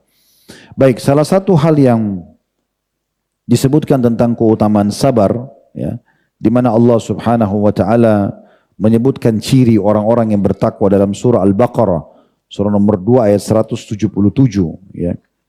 Al-Baqarah surah nomor 2 177 Allah mengatakan potongan ayat was-sabirina fil ba'sa'i wad-dharra'i wa hinal ba's. Orang-orang yang bersabar ya dalam setiap keadaan, senang, sedih dan pada saat peperangan, ya.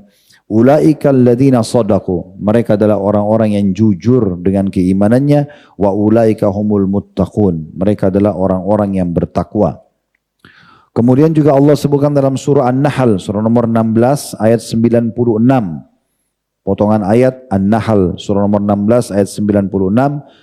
Walanajziyanna alladhina sabaru ajrahum bi ahsani ma kanu ya'malun. Kami pasti, kata Allah, memberikan balasan terhadap orang-orang yang sabar itu dengan balasan yang jauh lebih baik daripada kesabaran mereka itu. Kemudian dalam surah Az-Zumar surah nomor 39 ayat 10 Allah juga mengatakan innama yuwaffas sabiruna ajrahum bighairi hisab. Az-Zumar ayat 10. Sesungguhnya orang-orang yang sabar pasti akan disempurnakan dan diberikan balasan pahala mereka tanpa ada hitung-hitungan lagi. Jadi nggak ada kita sabar sehari dikasih nikmat sehari, nggak ada. Jadi nggak ada batasnya. Mungkin dengan sehari kita sabar dengan satu ujian, sumpek, sedih, gangguan orang dan segala macam, itu sudah cukup untuk diberikan balasan yang tanpa ada hitungannya. Mungkin kebahagiaan abadi selamanya di surga misalnya gitu kan. Kemudian juga Allah mencintai orang-orang yang sabar. Allah sebutkan di dalam surah Al-Imran surah nomor 3 146, ya. Al-Imran 146, wallahu yuhibbus sabirin. Allah suka sekali dengan orang-orang yang sabar. Ya, sebagaimana dia kalau ada nikmat dia bisa terima dan dia bersyukur, kalau dia diberikan ujian dia bersabar. Dia terima juga itu sebagai keputusan Allah Subhanahu wa taala sambil dia ikhtiar mencari jalan keluar. Itu namanya sabar. Jadi tidak berkeluh kesah. Nanti kita panjang lebar jelaskan. Kita masih sebutkan dulu tentang keutamaan sabar dari Al-Quran dan juga hadis Nabi SAW. Kemudian dalam surah Ar-Ra'd selanjutnya surah nomor 13 ya, ayat 23 sampai 24, wal malaikatu yadkhuluna alaihim min kulli babin salamun alaikum bima sabartum fa ni'ma uqbaddar. Dan para malaikat akan berlumba-lumba masuk ke pintu-pintu surga mereka sambil berkata kepada mereka, sesungguhnya ini adalah balasan, keselamatan, kesejahteraan buat kalian karena kesabaran kalian, maka ini adalah sebaik-baik tempat kesudahan. Jadi orang masuk surga itu justru karena banyaknya sabarnya. Dan itu disebutkan melalui lisan para malaikat. Nanti kita sebutkan ini di keutamaan mati syahid. Di antaranya karena ayat ini juga disebutkan ada hubungannya dengan orang yang mati syahid dan malaikat menyambut mereka nanti di surga. Kemudian Nabi SAW bersabda dalam hadis yang masyhur riwayat Imam Muslim, ajaban di amri mu'min, mengagumkan perkaranya orang mukmin, kullu amrinna kullu amrahu khair, semua perkaranya baik. Dalam riwayat lain wala yakunu illa lil mu'min, tidak dimiliki kecuali orang beriman. Inna sabahu sarra, ya, sabar. Inna sabahu darra, inna sabahu sarra syakar, wa inna sabahu darra sabar. Kalau dia diberikan nikmat dia bersyukur, kalau diberikan cobaan dia bersabar. Dan juga Nabi SAW mengatakan anbiya'u, ya, waktu ditanya siapa orang yang paling berat ujiannya, beliau mengatakan para nabi-nabi. Kalau kita tahu nabi-nabi adalah kekasih Allah, pilihan Allah, kenapa Allah harus uji mereka? Untuk apa? Tapi Nabi SAW mengatakan justru mereka yang paling berat ujiannya. Thummal awla fal awla. Dalam riwayat lain, thummal amsal fal amsal. Lalu yang mendekati iman mereka, lalu yang mendekati iman mereka. Apa hikmahnya? Kata ulama, dengan adanya ujian, maka Allah akan menyadarkan hamba tersebut tentang adanya Tuhannya. Ya kan? Itu lebih gampang. Kalau nikmat sedang ada, untuk mengingat Tuhannya tidak semudah kalau dia sedang sabar. Nah, kalau sabar itu jadi tahu, dia tidak punya solusi. Apalagi ya saya harus lakukan ya.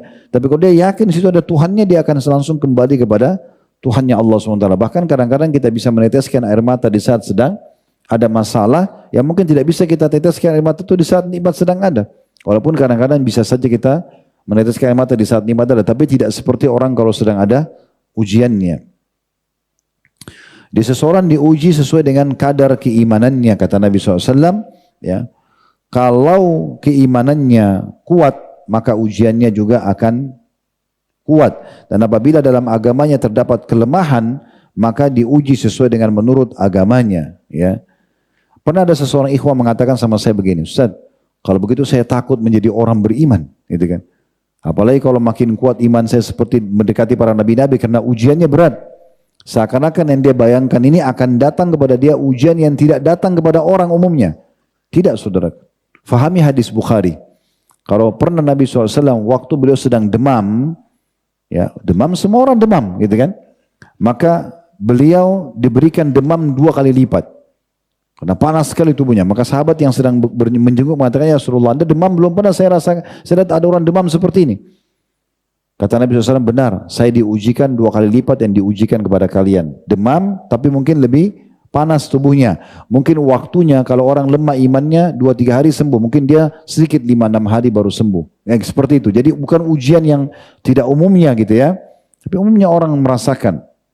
Lalu kata sahabat tersebut, ya Rasulullah, apakah itu berarti Anda juga mendapatkan pahala 2 kali lipat? Kata Nabi SAW, iya. Barulah beliau sebutkan, waktu ditanya, lalu siapa orang yang paling berat ujiannya? Beliau mengatakan nabi-nabi, lalu orang yang mendekati iman para nabi-nabi tersebut. Jadi saya ulangi, beliau mengatakan, apabila ada kelemahan di agamanya, maka ia akan diuji menurut agamanya. Ya. Tidak ada cobaan menyusahkan seorang hamba sehingga ia meninggalkan, sehingga tidaklah ada cobaan ya yang menyusahkan seorang hamba kemudian dia bersabar sehingga ia meninggal atau sehingga ia berjalan di muka bumi, tidak ada satupun dosanya tersisa dalam tubuhnya.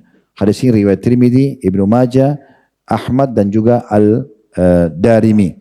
Jadi berarti sabar itu pada saat ujian sedang datang berarti dia akan menjadi pembersihan terhadap dosa-dosa kita.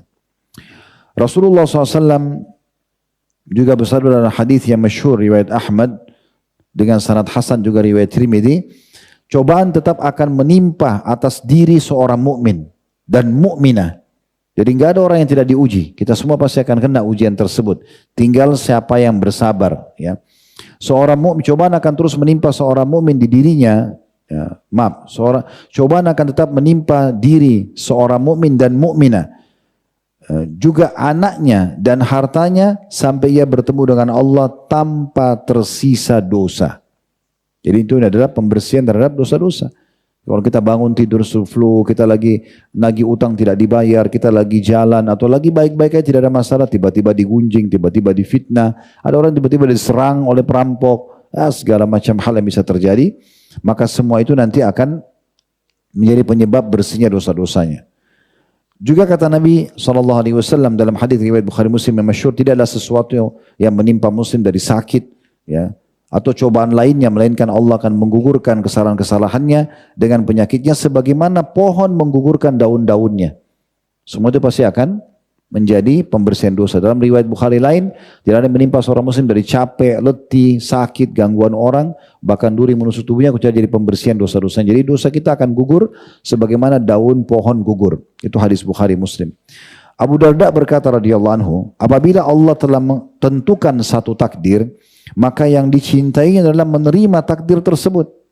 Seperti misalnya kita tiba-tiba diuji dengan takdir-takdir yang mungkin kita tidak suka. Siapa yang mau teman-teman sekalian terjadi seperti teman-teman kita di Palestina sekarang? Mungkin tidak ada yang mau. Rumahnya hancur, keluarganya mati. Saya lihat cuplikan itu dan saya sarankan untuk teman-teman kalau lihat jangan di skip, tetap nonton. Pada saat detik-detik Anda nonton, doakan mereka. Minimal itu yang kita bisa lakukan.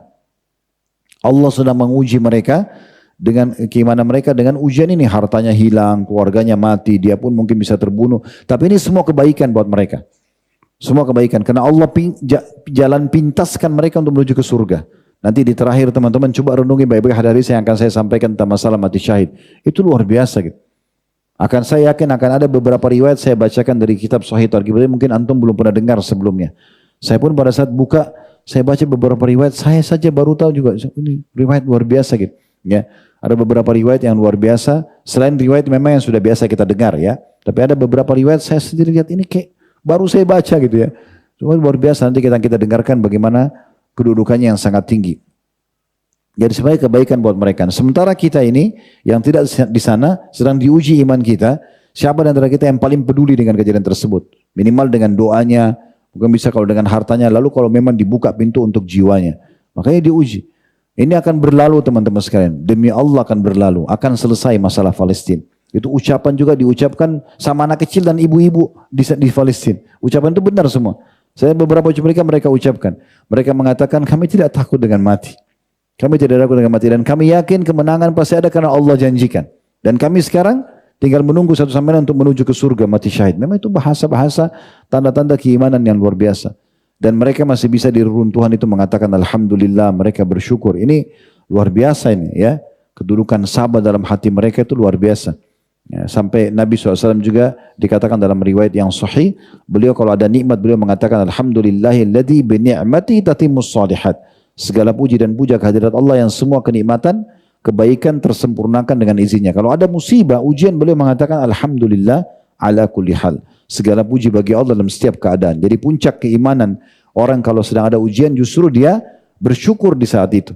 Bukan dia cuma sekedar bersabar biasa, tapi dia bersyukur, mensyukuri dan sangka baik sama Allah, pasti Allah datangkan ujian ini untuk kebaikan buat dia. Apakah pembersihan dosanya, seperti tadi daun-daun yang gugur dari pohon atau peninggian derajatnya. Ya, sebagian ulama ada yang memberikan perumpamaan, mungkin ada satu derajat di surga tidak bisa dijangkau kecuali dengan 100 tahun sholat malam, puasa sunnah, zikir, tapi umurnya cuma 60 tahun. Allah mau dia sampai derajat itu, maka Allah uji dengan penyakit, misalnya 10 tahun dia, terus sampai dia meninggal masih harus minum obat misalnya, atau apa saja, itu semua termasuk hal-hal yang baik. Sebagian salaf mengatakan ada 4 hal termasuk simpanan terbaik di surga. Kita panen nanti di sana, yang paling membuat kita bahagia surga ada 4 hal. Ya, itu semua berhubungan dengan ujian, ya, dengan kesabaran. Yaitu yang pertama menyembunyikan musibah. Kalau sedang ada tidak diekspos sana sini, udah di antara dia sama Tuhannya. Masalah dia konsultasi sama ahlinya nggak masalah. Dia tanya sama ustadz, kalau laki-laki ustazah, kalau perempuan, atau dia konsultasi penyakitnya dengan dokter, nggak ada masalah. Tapi bukan semua orang tahu. Karena dia kalau mengeluh pada manusia, seakan-akan dia keluhkan Tuhan yang sedang menguji dia. Maka kita harus pahami dengan keimanan. Sekarang kita mengatakan, lihat nih, Allah uji saya dengan penyakit. Nah, Allah sedang uji. Sebagaimana Allah berikan kesehatan sebagai nikmat kita syukuri, Allah berikan penyakit untuk bersabar. Dan ini 2 sayap kehidupan yang tidak bisa dipisah. Jadi menyembunyikan musibah. Yang kedua menyembunyikan sedekah. Supaya pahalanya maksimal. Siapa yang suka bersedekah lalu dia rahasiakan, dia tutup mulutnya. Makin tidak ada yang tahu makin bagus. Maka itu maksimal pahalanya diterima. Yang ketiga menyembunyikan kelebihan. Kalau dibutuhkan kita kasih. Tapi pamer-pamer enggak. Yang keempat menyembunyikan sakit. Maksudnya hanya bicara sama ahlinya tadi sebagaimana saya katakan. Ya. Tentu sakit bagian daripada musibah. Tapi di sini dirincikan seperti itu. Sebagian salaf mengatakan. Barang siapa yang mengadukan musibah yang menimpahnya. Maka seakan-akan ia menuduh Robnya telah berbuat buruk kepadanya. Kecuali dia bicara sama ahlinya, sakit kepada dokter, masalah rumah tangga, masalah apa, dia bicara sama ahlinya, ustadz misalnya tadi saya katakan, atau ustazah, itu orang yang paling tepat gitu ya. Kemudian Ibnu Qayyim al-Jauzi rahimahullah berkata, dengan kesabaran dan keyakinan, nah ini kita gabungkan antara ya pelajaran yang kita ambil yang ketiga dengan pelajaran pertama tadi masalah keyakinan, dan ini adalah masalah sabar. Dengan kesabaran dan keyakinan kata beliau dapat diperoleh ya kesempurnaan dalam agama, atau makin sempurna agama seseorang. Umar bin Khattab radhiyallahu anhu berkata, hidup terbaik bila dilalui dengan kesabaran. Kalau syukur semua orang bisa syukur, kalau nikmat lagi makan enak, lagi sehat, orang semua disuruh syukur bisa mengatakan alhamdulillah. Tapi kalau ujian sedang datang, siapa yang bisa bersabar? Tentu orang yang harus punya keimanan dan keyakinan yang kuat gitu. Ali bin Abi Thalib mengatakan, di antara kekayaan iman adalah sabar dalam menghadapi musibah yang sedang datang. Ibnu Qayyim juga mengatakan, kedudukan sabar dalam iman laksana kepala bagi seluruh jasad di kepala kita. Apabila kepala sudah terpotong, maka tidak ada lagi kehidupan dalam tubuh. Maka ketahuilah kalau sabar adalah pilar kebahagiaan manusia.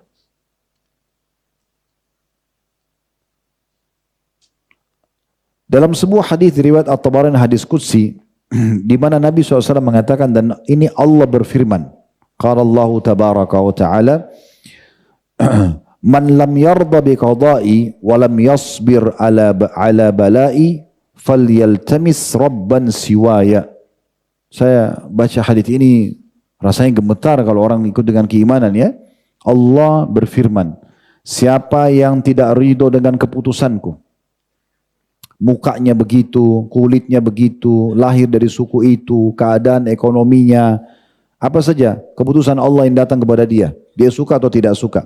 Siapa yang tidak ridho dengan keputusanku dan tidak bersabar dengan ujian yang aku sedang timpakan kepada dia, maka silakan cari Tuhan selainku.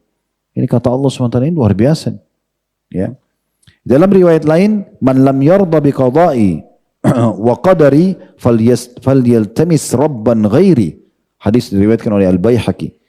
Barang siapa yang tidak ridho dengan keputusanku dan juga takdir yang aku tentukan, maka silahkan dia mencari Tuhan selainku. Kemudian Nabi SAW mengatakan agar kita bisa menerima qada dan takdir Allah ini, beliau mengatakan, lau kana sabru rajulan lakana rajulan karima. Ketahuilah kalau sabar itu bisa berwujud dalam bentuk manusia, maka dia adalah seorang sosok yang sangat baik. Yang sangat baik. Ya. Allah telah berfirman memang ujian-ujian itu akan datang teman-teman sekalian dan menyampaikan berita gembira kepada orang-orang yang sabar. Dalam ayat yang masyhur sekali dalam surah Al-Baqarah, di mana Allah SWT berfirman, wala nabluwannakum bisyai'im minal khawfi. Ini ayat 157. Ya, ayat 155 sampai 157. Wala nabluwannakum bisyai'in minal khaufi wal ju'i wa naqsin minal amwali wal anfusi wath thamarati basyiris sabirin. Kami pasti akan menguji kalian dengan sedikit rasa takut, lapar dan kekurangan harta serta jiwa dan juga hasil panen dari buah-buahan, dan sampaikan berita gembira kepada orang-orang yang sabar. Al-Baqarah 155. 156-nya, alladzina idza asabathum musibatun qalu inna lillahi wa inna ilaihi raji'un. Mereka kalau ditimpa musibah, mereka mengucapkan kami milik Allah, kami akan kembali kepada Allah. 157-nya, ulaika alaihim salawatu min rabbihim wa rahmah wa ulaika humul muhtadun. Mereka adalah orang-orang yang mendapatkan salawat dari Tuhan mereka. Maksudnya Allah akan memberikan kepada mereka solusi dan kasih sayang, serta mereka adalah orang-orang yang mendapatkan petunjuk. Dan kata Nabi SAW, ma min abdin tusibuhu musibatun fayakul. Tidak ada seorang hamba yang diberikan musibah atau ujian lalu dia segera mengucapkan, inna lillahi wa inna ilaihi raji'un. Kami milik Allah, kami akan kembali kepada Allah. Ujurni fi musibati. Ya Allah, berikanlah aku pahala dari musibahku ini. Wakhluf li khairan minha. Dan gantikan aku yang lebih baik darinya. Illa ajarahullahu min musibati wa akhlafa lahu khairan minha. Kecuali Allah akan tolong dia dalam musibah dia itu, dan Allah akan gantikan yang lebih baik untuknya. Hadis riwayat Muslim. Dan Nabi SAW juga mengatakan dalam hadis Bukhari, supaya kita tahu sebenarnya ujian itu, ujian kalau datang sabar itu dibutuhkan di awal-awal saja, bukan semuanya. Karena beliau sudah mengatakan innamas sabru inda sadmatil ula.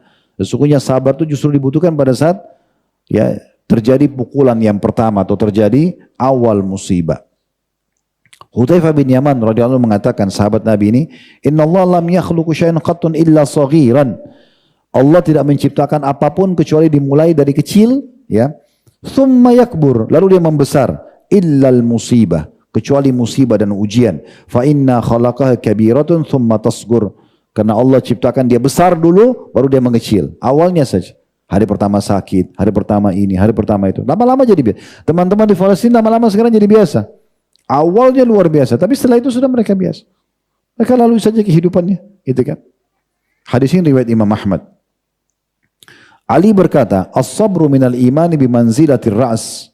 Ya, Ali mengatakan mirip tadi perkataan, kalau sabar itu seperti bagian kepala dalam badan, ya. Kemudian dikatakan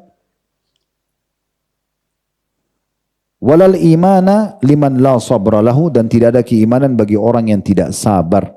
Nah, ini perkataan yang sangat baik untuk kita ambil sebagai pelajaran. Yang terakhir dalam masalah sabar ini adalah hadis Nabi SAW. Ada dua buah hadis ya. Hadis yang riwayat Tirmidzi dan Imam Ahmad, Tirmidzi dan Ibnu Majah. Man ra'a sahibul bala'in faqala alhamdulillahilladzi afani mimma ibtalaka bihi wa faddalani ala katsirin mimman khalaqa tafdila. Barang siapa yang melihat siapapun yang sedang diuji oleh Allah, sedang dikasih musibah, ujian, apa saja, kecil ataupun besar, lalu dia segera mengucapkan segala puji bagi Allah, alhamdulillah alladzi afani, yang telah menyelamatkan aku, mimma ibtalaka bihi, ya, atas apa yang diujikan kepadamu, wa faddalani ala katsirin mimman khalaqa tafdila, dan telah memberikan aku kelebihan yang banyak, ya, dari hamba-hambanya, ya kan, memberikan aku kelebihan yang banyak dari hamba-hamba yang lainnya gitu ya. Illa ufiya min dzalikal bala, kecuali dia akan disembuhkan atau dihilangkan dari ujian itu, kainan makana ma'ash, ya, bagaimanapun keadaannya pasti Allah akan ubah dari ujian yang datang kepada orang yang sedang dilihat di depan matanya. Kalau dia berlindung supaya jangan kena dia, maka Allah akan selamatkan dia dari musibah atau ujian tersebut bagaimanapun keadaannya selama dia hidup. Hadis terakhir yang kita baca disebutkan oleh Ibnu Abdul Bar dalam kitab Bahjatul Majalis, ya, yaitu riwayat kata Nabi SAW, man 'azamat musibatuhu falyadhkur musibati, siapa yang telah merasa berat musibahnya, sebaiknya dia mengingat musibahku. Fa innaha satuhawwinu alaihi musibatuhu, karena musibahku kalau dia ingat akan meringankan musibah dia. Siapa saja di antara dai yang merasa terganggu dengan dakwanya yang ditolak, yang permasalahan, ingat musibahnya Nabi SAW. Di Mekah ditolak dakwanya oleh pamannya sendiri, oleh keluarganya sendiri, oleh tetangganya sendiri. Bahkan mereka melempari beliau dengan mengatakan, ya, misalnya penyamun, penyihir, pendusta, itu udah biasa didengar oleh Nabi SAW.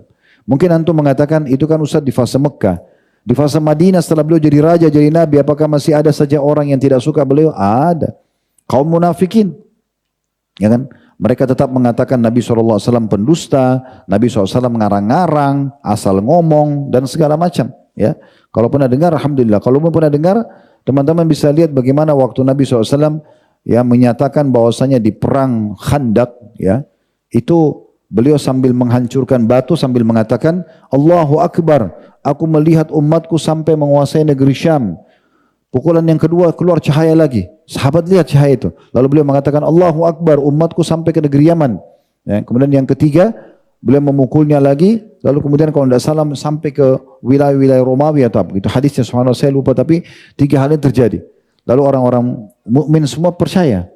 Mereka kena yakin dengan penyampaian Nabi SAW. Tapi apa kata orang munafik? Muhammad sudah gila. Bahasa begitu dalam buku-buku sejarah. Kita sedang takut, ya, tidak ada jaminan bisa keluar dari rumahnya karena di depan mata mereka, di depan parit ada 10.000 pasukan semuanya beringas mau membantai umat Islam pada saat itu, penduduk Madinah mau merebut Madinah. Lalu dia bilang kita akan menguasai dunia, mereka enggak percaya. Itu orang munafik. Sebenarnya menyakitkan kan? Nabi terima wahyu tapi disakiti, tapi beliau bersabar. Jadi ingat musibah Nabi SAW. Orang yang meninggal anaknya, Nabi SAW punya 7 anak, 6 orang meninggal di masa hidup beliau. Qasim, Abdullah, Ibrahim, 3 anak laki-laki meninggal. Kemudian anak perempuannya Zainab, Ummu Kalsum dan Ruqayyah meninggal. Cuma satu saja yang meninggal setelah meninggal Nabi SAW itu Fatimah. Meninggal istri di masa hidupnya Khadijah, gitu kan? Banyak sekali mengalami kekalahan. Kekalahan di perang Uhud terjadi. Jadi semua itu bisa kita ambil sebagai pelajaran.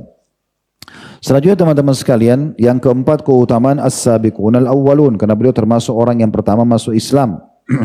Dan ini saya kasih gambaran dan ingatkan kembali firman Allah Subhanahu wa taala di dalam surah At-Taubah ayat 100, was-sabiqunal awwaluna minal muhajirin wal ansar, dan sampai akhir ayat, dan orang-orang yang pertama-tama masuk Islam, ya, dari muhajirin dan ansar, disebutkan tentang kedudukan mereka yang luar biasa. Nah, kita bisa di sini saya kembali mengingatkan teman-teman sekalian bagaimana kondisi mereka orang-orang baru pertama masuk Islam. Saya terus terang sambil duduk sambil merenung pada saat nulis beberapa pelajaran dari tokoh kita dan beberapa sahabat-sahabat as-sabiqun awalun, Abu Bakar, Umar, Utsman, Ali. Mekah itu belum ada cahaya lampu, rumah masih sederhana, ya, keadaan orang belum ada mobil, tidak ada handphone, keadaan sangat tradisional sekali. Dan pada saat itu Al-Quran juga masih baru turun, beberapa ayat dan hadis, beberapa ayat dan Nabi SAW baru sebutkan beberapa hadis. Ada orang tidak bisa baca, tidak bisa nulis, ngaku Nabi. Yang beriman masuk surga, yang kafir masuk neraka. Itu berat sekali pada saat itu menjadi orang beriman. Tapi muncullah orang-orang ini kemudian mereka menjadi orang-orang yang beriman kepada Allah Subhanahu wa taala. Makanya Allah memerintahkan kita untuk mempelajari sejarah mereka dan juga Allah memuji orang yang melakukan itu. Di dunia akan kita punya panduan hidup, di akhirat kita akan masuk surga bersama-sama mereka.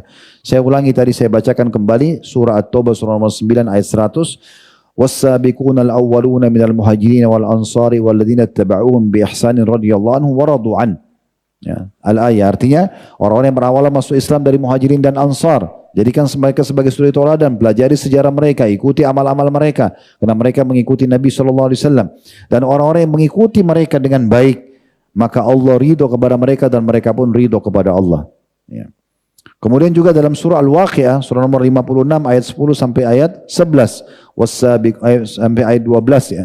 Was-sabiquna as-sabiqun, orang-orang yang awal-awal masuk Islam, ulaikal muqarrabun, mereka adalah orang-orang yang didekatkan kepada Allah fi jannatin na'im. Mereka akan dimasukkan ke dalam surga.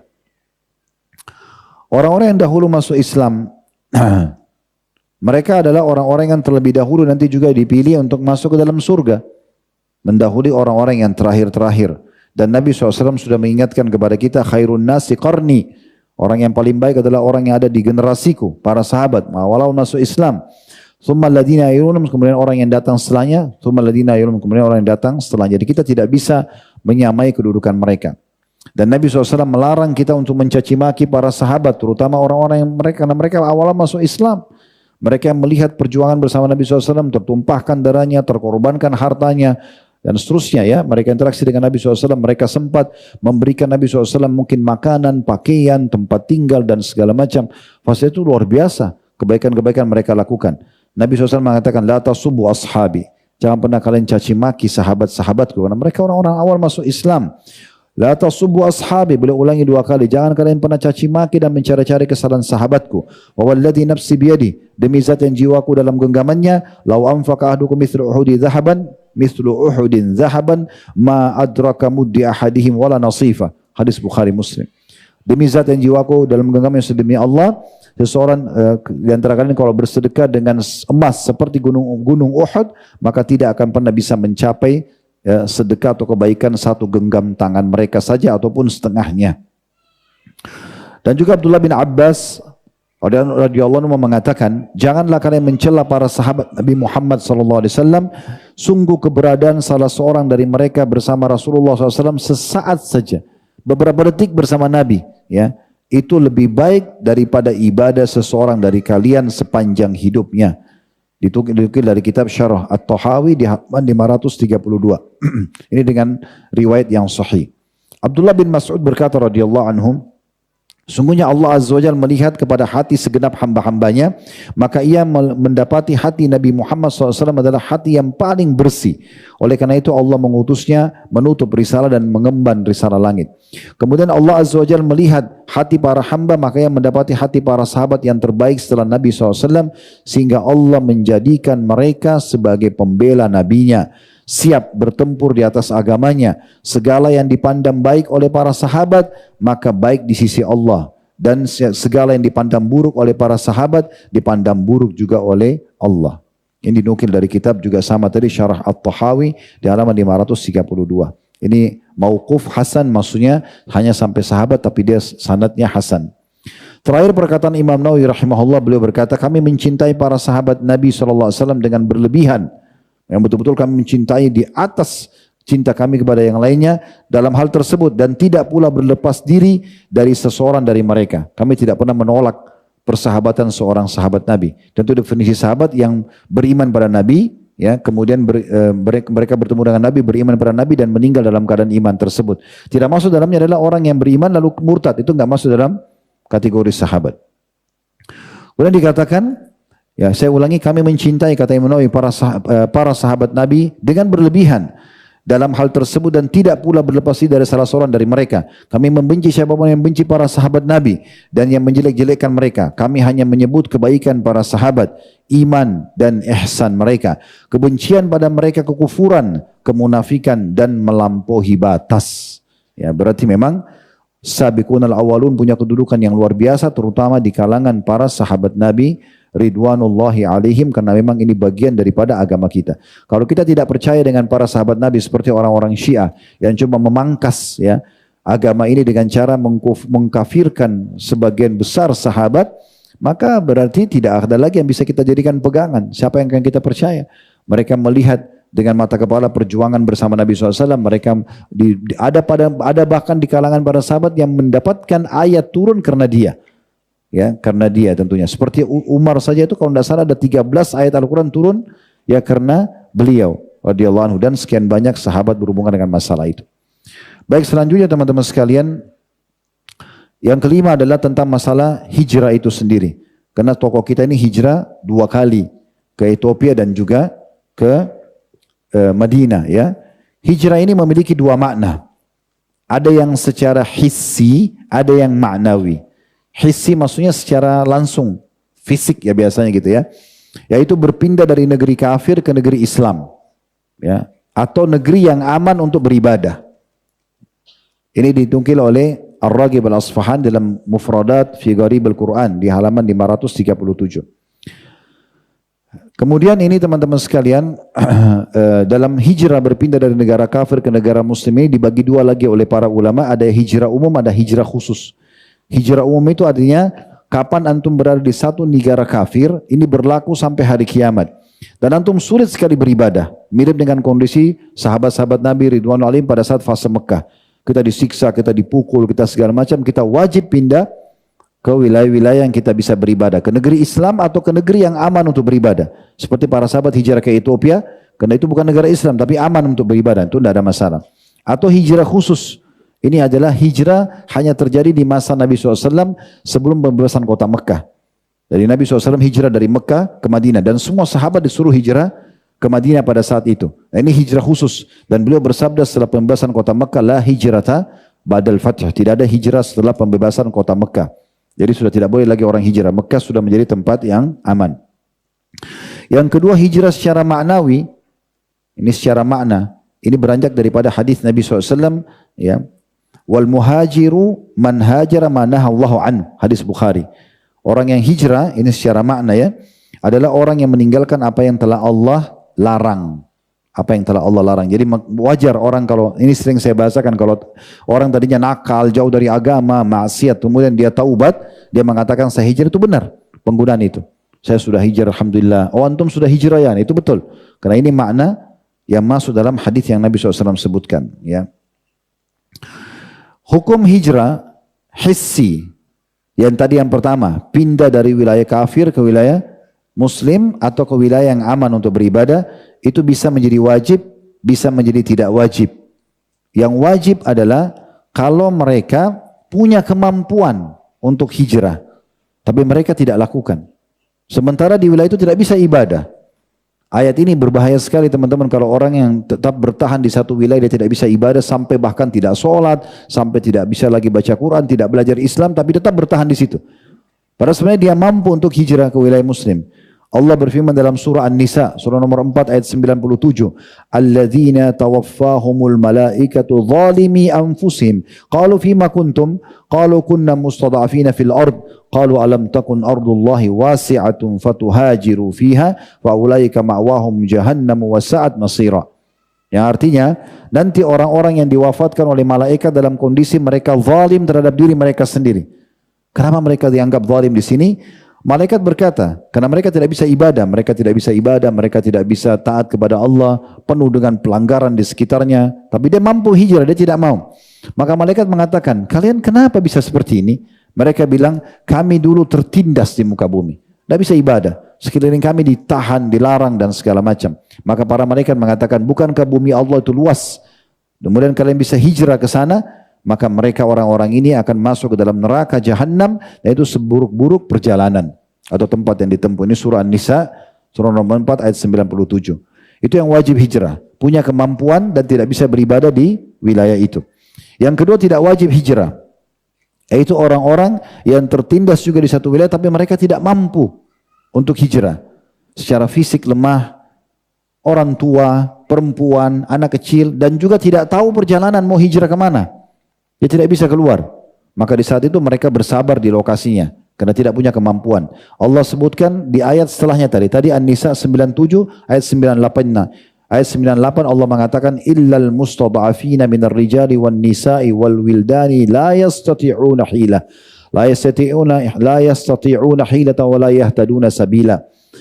Kecuali ya orang-orang yang tertindas dari kalangan laki-laki, perempuan dan anak kecil yang tidak punya daya dan kekuatan dan juga tidak tahu jalan hijrah. Nah itu kan kalau dari Mekah ke Madinah dulu itu kan orang jalannya jalan setapak, padang pasir. Dia harus tahu jalan ke Madinah, 416 kilo sekian. Jadi dia harus tahu, kalau dia tidak tahu tidak bisa. Makanya ada beberapa sahabiat ya, dan sahabat yang sudah tua tidak hijrah. Waktu Nabi suruh hijrah, mereka tetap di Mekah. Di antaranya anak-anak perempuan Nabi. Nanti setelah Nabi SAW hijrah, baru Nabi suruh Ali bin Abi Thalib menjemput Zainab dan beberapa ya, muslimah dibawa ke Madinah. Ya, karena mereka tidak mampu dan tidak tahu jalanan. Ini berarti tidak wajib bagi mereka. Tapi di saat itu, mereka wajib punya kewajiban, kata para ulama, mengasingkan diri dari orang-orang kafir. Jadi misalnya orang kafir komunitas ini, dia tinggal di pinggiran, agar dia bisa tetap ibadah dan tetap dia harus tonjolkan agamanya walaupun mereka disiksa. Kemudian, ya, yang ketiga, dianjurkan hijrah hanya tidak wajib. Nah ini mirip dengan keadaan umat Islam sekarang yang berada di negara-negara minoritas muslim. Orang muslim yang tinggal di Amerika, di Eropa, di Australia. Mereka minoritas kan? Tapi mereka tidak diwajibkan, cuma dianjurkan untuk masuk dan pindah ke wilayah kaum muslimin. Tapi ini tidak wajib bagi mereka, karena ulama mengatakan selama orang muslim masih bisa menegakkan agamanya di tengah-tengah orang kafir, dia boleh tetap tinggal di situ. Tetap dia bisa bangun masjid, tetap dia bisa sholat. Kan kita temukan, saya pernah diundang ke Australia, di Amerika, di Eropa. Saya teman-teman kita di sana masih bisa hidup mereka. Mereka punya masjid, mereka punya komunitas, mereka punya bahkan banyak orang yang sering masuk Islam. Nah itu tidak ada masalah. Mereka boleh tinggal di sana ya. Tapi yang tidak boleh tadi yang pertama itu. Ya. Apalagi kalau sampai dia tidak bisa ibadah, bahkan kalau mati pun diproses dengan cara-cara orang kafir, itu bisa dosa mereka ya. Baik, kemudian yang kedua, hukum hijrah maknawi. Tadi kan hukum hijrah hissi ya, pindah secara fisik dia dari negara kafir ke negara muslim atau yang aman. Kalau yang hissi, yang maknawi tadi, yang hijrah dari keadaan buruk dia kepada keadaan yang baik. Nah ini juga ada hukumnya wajib dan ada hukumnya ya mubah bagi dia atau sunnah bagi dia. Hukum wajib atau sunnah. Yang wajib adalah meninggalkan semua yang haram. Untuk terumus dalam hal yang haram, misalnya dia berzina, misalnya dia riba, ini dia wajib hijrah. Hukumnya tidak boleh tunda. Takut dikhawatirkan dia meninggal tidak sempat taubat dan Allah hisab. Ini tidak ada opsi untuk itu. Ya, makanya harus segera bertaubat. Makanya Allah SWT mengatakan dalam banyak ayat diantaranya, ya ayyuhalladzina amanu tubu ilallahi taubatan nasuha. Hai orang beriman, segera taubat, jangan tunda. Ya, taubat yang penuh dengan ketulusan. Ada yang hukumnya sunnah, yaitu dia meninggalkan hal-hal yang makruh. Hal-hal yang makruh ini maksudnya dalam makna hijrah. Saya ada satu hukumnya makruh. Contoh misalnya makan minum berdiri, kan hukumnya makruh, gitu kan? Sunnahnya duduk. Nah kalau antum mau tinggalkan itu, udah makan minum duduk deh, misalnya. Itu masuk dalam makna hijrah karena dia meninggalkan apa yang Allah larang. Cuman ini sunnah, ini bukan kewajiban. Artinya masih boleh orang makan dan minum sambil berdiri. Cuman kalau dia mau sempurnakan imannya, dia bisa lakukan ini. Keutamaan orang yang hijrah teman-teman sekalian, kita tutup dengan ini di poin nomor hijrah, poin nomor 5 ini. Kita bicara tentang hijrah pindah dari wilayah yang hissi tadi dan dari wilayah kafir ke wilayah muslim atau wilayah yang dia bisa aman beribadah walaupun negara muslim, atau dia hijrah secara maknawi tapi dari yang diharamkan. Kayak orang tinggalkan pekerjaan haramnya, riba, atau dia pernah mencuri, atau dia pernah berzina, dia tinggalkan. Ini semua masuk dalam makna ayat ini. Surah An-Nisa, Allah sebutkan dalam surah nomor 4. Ya. Ayatnya ayat 100. Allah SWT berfirman, وَمَنْ يُهَاجِرْ بِسَبِيلَّهِ يَجِدْ فِي الْأَرْضِ مُرَاغَمًا كَثِيرًا وَسَعَةً وَمَنْ يَخْرُجْ مِنْ بَيْتِهِ مُهَاجِرًا إِلَى اللَّهِ وَرَسُولِهِ ثُمَّ يُدْرِكْهُ الْمَوْتُ فَقَدْ وَقَعَ أَجْرُهُ عَلَى اللَّهِ وَكَانَ اللَّهُ غَفُورًا رَحِيمًا. Artinya, siapa yang hijrah di jalan Allah secara hissi, tadi ya, dia pindah fisik dari wilayah yang dia tidak bisa ibadah ke wilayah yang bisa beribadah atau wilayah yang aman ibadah, atau dia tinggalkan sesuatu yang haram, riba, segala pekerjaan haramnya dia tinggalkan, Siapa yang hijrah, maka dia akan mendapatkan di muka bumi dua hal. Muragaman kathiran wa sa'a. Dua ini nanti kita terjemahkan ya. Akan kita sebutkan pendapat ulama. Dia akan dapat dua hal. Muragaman wa sa'a. Wa man yakhruj min baiti muhajiran ila Allah. Siapa yang keluar dari rumahnya untuk hijrah di jalan Allah dan kepada Rasulnya. Kemudian datang kematian padanya. Summa yadrukul maut. Faqad waqa ajur Allah. Maka pahala yang sudah dicatat di sisi Allah. Sungguhnya Allah maha pengampun dan maha pengasih. Kita lihat sekarang apa yang didapat. Ada dua tadi dijanjikan. Muragaman dan sa'a. Muragaman, kata Imam Ar-Razi rahimahullah, artinya barang siapa yang berhijrah di jalan Allah ke negeri lain. Dia tidak bisa ibadah, dia pindah ke negeri yang dia bisa ibadah. Niscaya akan mendapat di negerinya yang baru itu kebaikan dan kenikmatan yang menjadi sebab kehinaan dan kekecewaan para musuhnya yang berada di negeri asalnya. Kita kalau ditindas satu negeri, lalu kita hijrah kayak teman-teman sahabat-sahabat Nabi dulu, ridwanul alaihim hijrah dari Mekah. Di Mekah mereka disiksa, ditindas segala macam, hartanya diambil. Begitu hijrah di Madinah, nanti di Madinah jadi baik kehidupannya.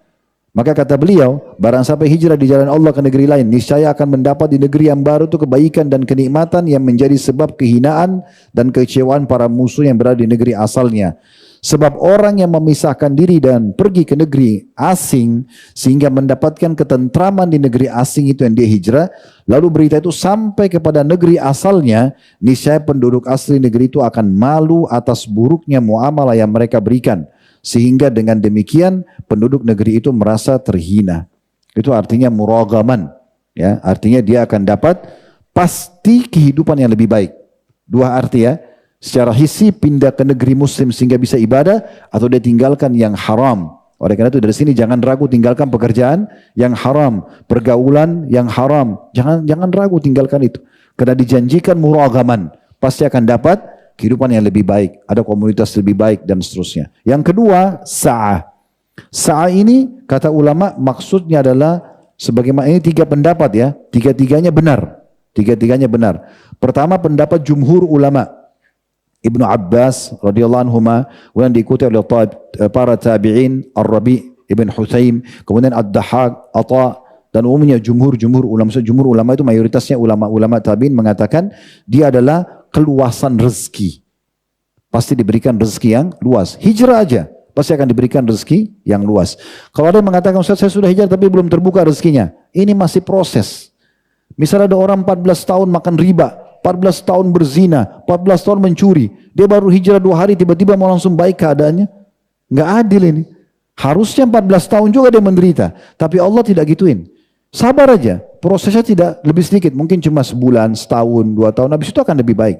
Janji Allah tidak mungkin salah. Ingat poin pertama kita, keyakinan. Antum kalau sangka buruk sama Allah, kayaknya saya sudah tapi Allah nggak kasih kok. Kayaknya seperti niatnya. Allah akan kasih seperti niat, tapi kalau kita bunuh keyakinan maka akan aman. Ya. Kemudian pendapat yang kedua Qatadah rahimahullah. Ya, ini seorang tabi'in berkata, maknanya sa'a adalah keluasan dari kesesatan kepada petunjuk dan kemiskinan kepada banyaknya kekayaan. Dia digabungkan, begitu hijrah pasti dia akan lebih kuat ibadahnya karena lebih enak ibadahnya, dan juga nanti dari sempitnya rezeki kepada luasnya rezeki. Dan Imam Malik berkata maknanya adalah keluasan negeri. Dan Imam Qurtubi rahimahullah mengatakan dari ketiga pendapat ini yang lebih sesuai dengan kefasihan bahasa Arab adalah pendapat Imam Malik rahimahullah. Karena makna keluasan negeri adalah keluasan karena banyaknya, ya dikatakan di sini, karena keluasan negeri dan banyaknya bangunan menunjukkan keluasan rezeki. Juga menunjukkan kelapangan dada yang siap menanggung kesedihan dan fikiran serta hal-hal lain yang menunjukkan kepada kemudahan. Ya, jadi tiga-tiganya bisa diambil sebagaimana Ar-Razi berkata rahimahullah, kesimpulan dari tafsir An-Nisa surah nomor 4 ayat 100, walhasil, maksudnya kesimpulan dari semuanya seakan-akan dikatakan, wahai manusia, jika kamu membenci hijrah hanya karena takut mendapatkan kesusahan dan ujian dalam perjalananmu, ya, maka sekali-kali jangan takut, karena sungguhnya Allah akan memberimu berbagai nikmat yang agung dan pahala yang besar dalam hijrahmu itu. Hal yang kemudian menyebabkan kehinaan musuh-musuhmu dan menjadikan sebab daripada kelapangan hidupmu. Ya, ini yang disebutkan berhubungan dengan masalah hijrah. Ya. Selanjutnya insya Allah kita masuk poin ke-6 dan ke-7. Ini kita tutup dengan dua ini. Ini sebenarnya tidak asing ya. Sudah sering kita sebutkan tentang masalah keutamaan jihad dan juga mati syahid. Cuma nanti di mati syahid ada poin yang ingin sekali saya sampaikan, beberapa hadis Nabi SAW yang mulia yang saya sendiri tadi saya katakan pun baru membacanya. Nanti kita akan baca insya Allah. Kita mulai dulu dengan jihad di jalan Allah Subhanahu Wa Taala, sebuah ibadah yang sangat mulia. Allah Subhanahu Wa Taala sebutkan dan ini mulia sekali kalau Allah berikan kesempatan. Mohon kepada Allah di saat Allah berikan kesempatan kita bisa terlibat. Di negara kita pernah terjadi di masa melawan penjajahan Belanda, Jepang, ya mereka ikut berjihad dan dikumandangkan jihad, takbir, banyak syuhada juga Allah karuniakan di negeri kita, itu luar biasa gitu ya. Tentu kita tidak berharap negeri kita dijajah lagi. Jangan dipelintir perkataan saya ini. Nanti dibilang, oh ini mesti Ustadz ini maunya supaya dijajah lagi. Bukan.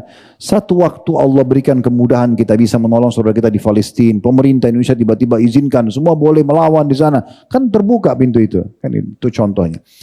Allah SWT mengatakan dalam Al-Quran dalam surah Saf, surah nomor 61, 3 ayat yang masyhur 10 sampai 12 ya. Allah berfirman, ya ayyuhalladzina amanu hal adullukum ala tijaratin tunjikum min adzabin alim. Hai orang beriman, maukah saya tunjukkan kepada kalian perniagaan? Ini investasi yang paling baik yang akan menyelamatkan kalian dari siksa kesusahan yang pedih.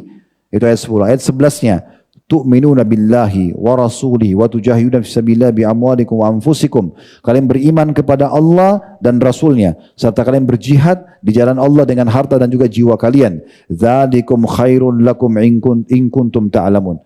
Dzalikum khairun lakum in kuntum ta'lamun. Itu lebih baik bagi kalian kalau kalian mengetahui. Maksudnya kalau kalian pelajari, renungi, resapi, pikirkan lalu terapkan, itu akan lebih baik buat kalian. Ayat 12-nya, yaghfir lakum dzunubakum, Allah akan bersihkan dosa-dosa kalian, wa yudkhilkum jannatin tajri min tahtiha al-anhar, dan Allah akan masukkan kalian ke dalam surga-surga yang mengalir di bawahnya sungai-sungai, wa masakin thayyibatan fi jannati adn, dan istana-istana yang mewah di surga Aden. Dzalikal fawzul azim, itu adalah keberuntungan yang sangat besar. Allah juga berfirman dalam surah At-Taubah surah nomor 9 ayat 41, infiru khifafan wa thiqala wajahidu bi amwalikum wa anfusikum bisabilillah dzalikum khairun lakum in kuntum ta'lamun. Segeralah kalian, pergilah berperang, berat atau ringan ataupun berat ya. Ringan mau atau berat rasanya, tetap lawan, isti'adzah, baca a'udzubillahi, pergi berperang dan berperanglah dengan harta juga jiwa kalian. Kalau kita sekarang di saat ini bisa dengan harta dan doa, kita bisa berperang dengan itu, sumbangkan, bantu saudara-saudara kita di sana. Mungkin sekarang juga dengan media kita bisa gunakan ya. Seperti itu hari sempat kita bahas, ada yang netizen Indonesia menyerang tentara-tentara Israel dengan kata-kata mereka, silakan, ya serang saja, bagus. Ya. Kemudian dikatakan, Allah mengatakan maka berperanglah kalian, pergilah berperang walaupun kalian merasa ringan atau berat, dan berperanglah dengan harta dan juga jiwa kalian di jalan Allah, itu akan lebih baik bagi kalian kalau kalian mengetahuinya. Maknanya tadi kalau kalian pelajari, renungi, fikirkan, terapkan dalam kehidupan, itu akan lebih baik, lebih membahagiakan buat kalian.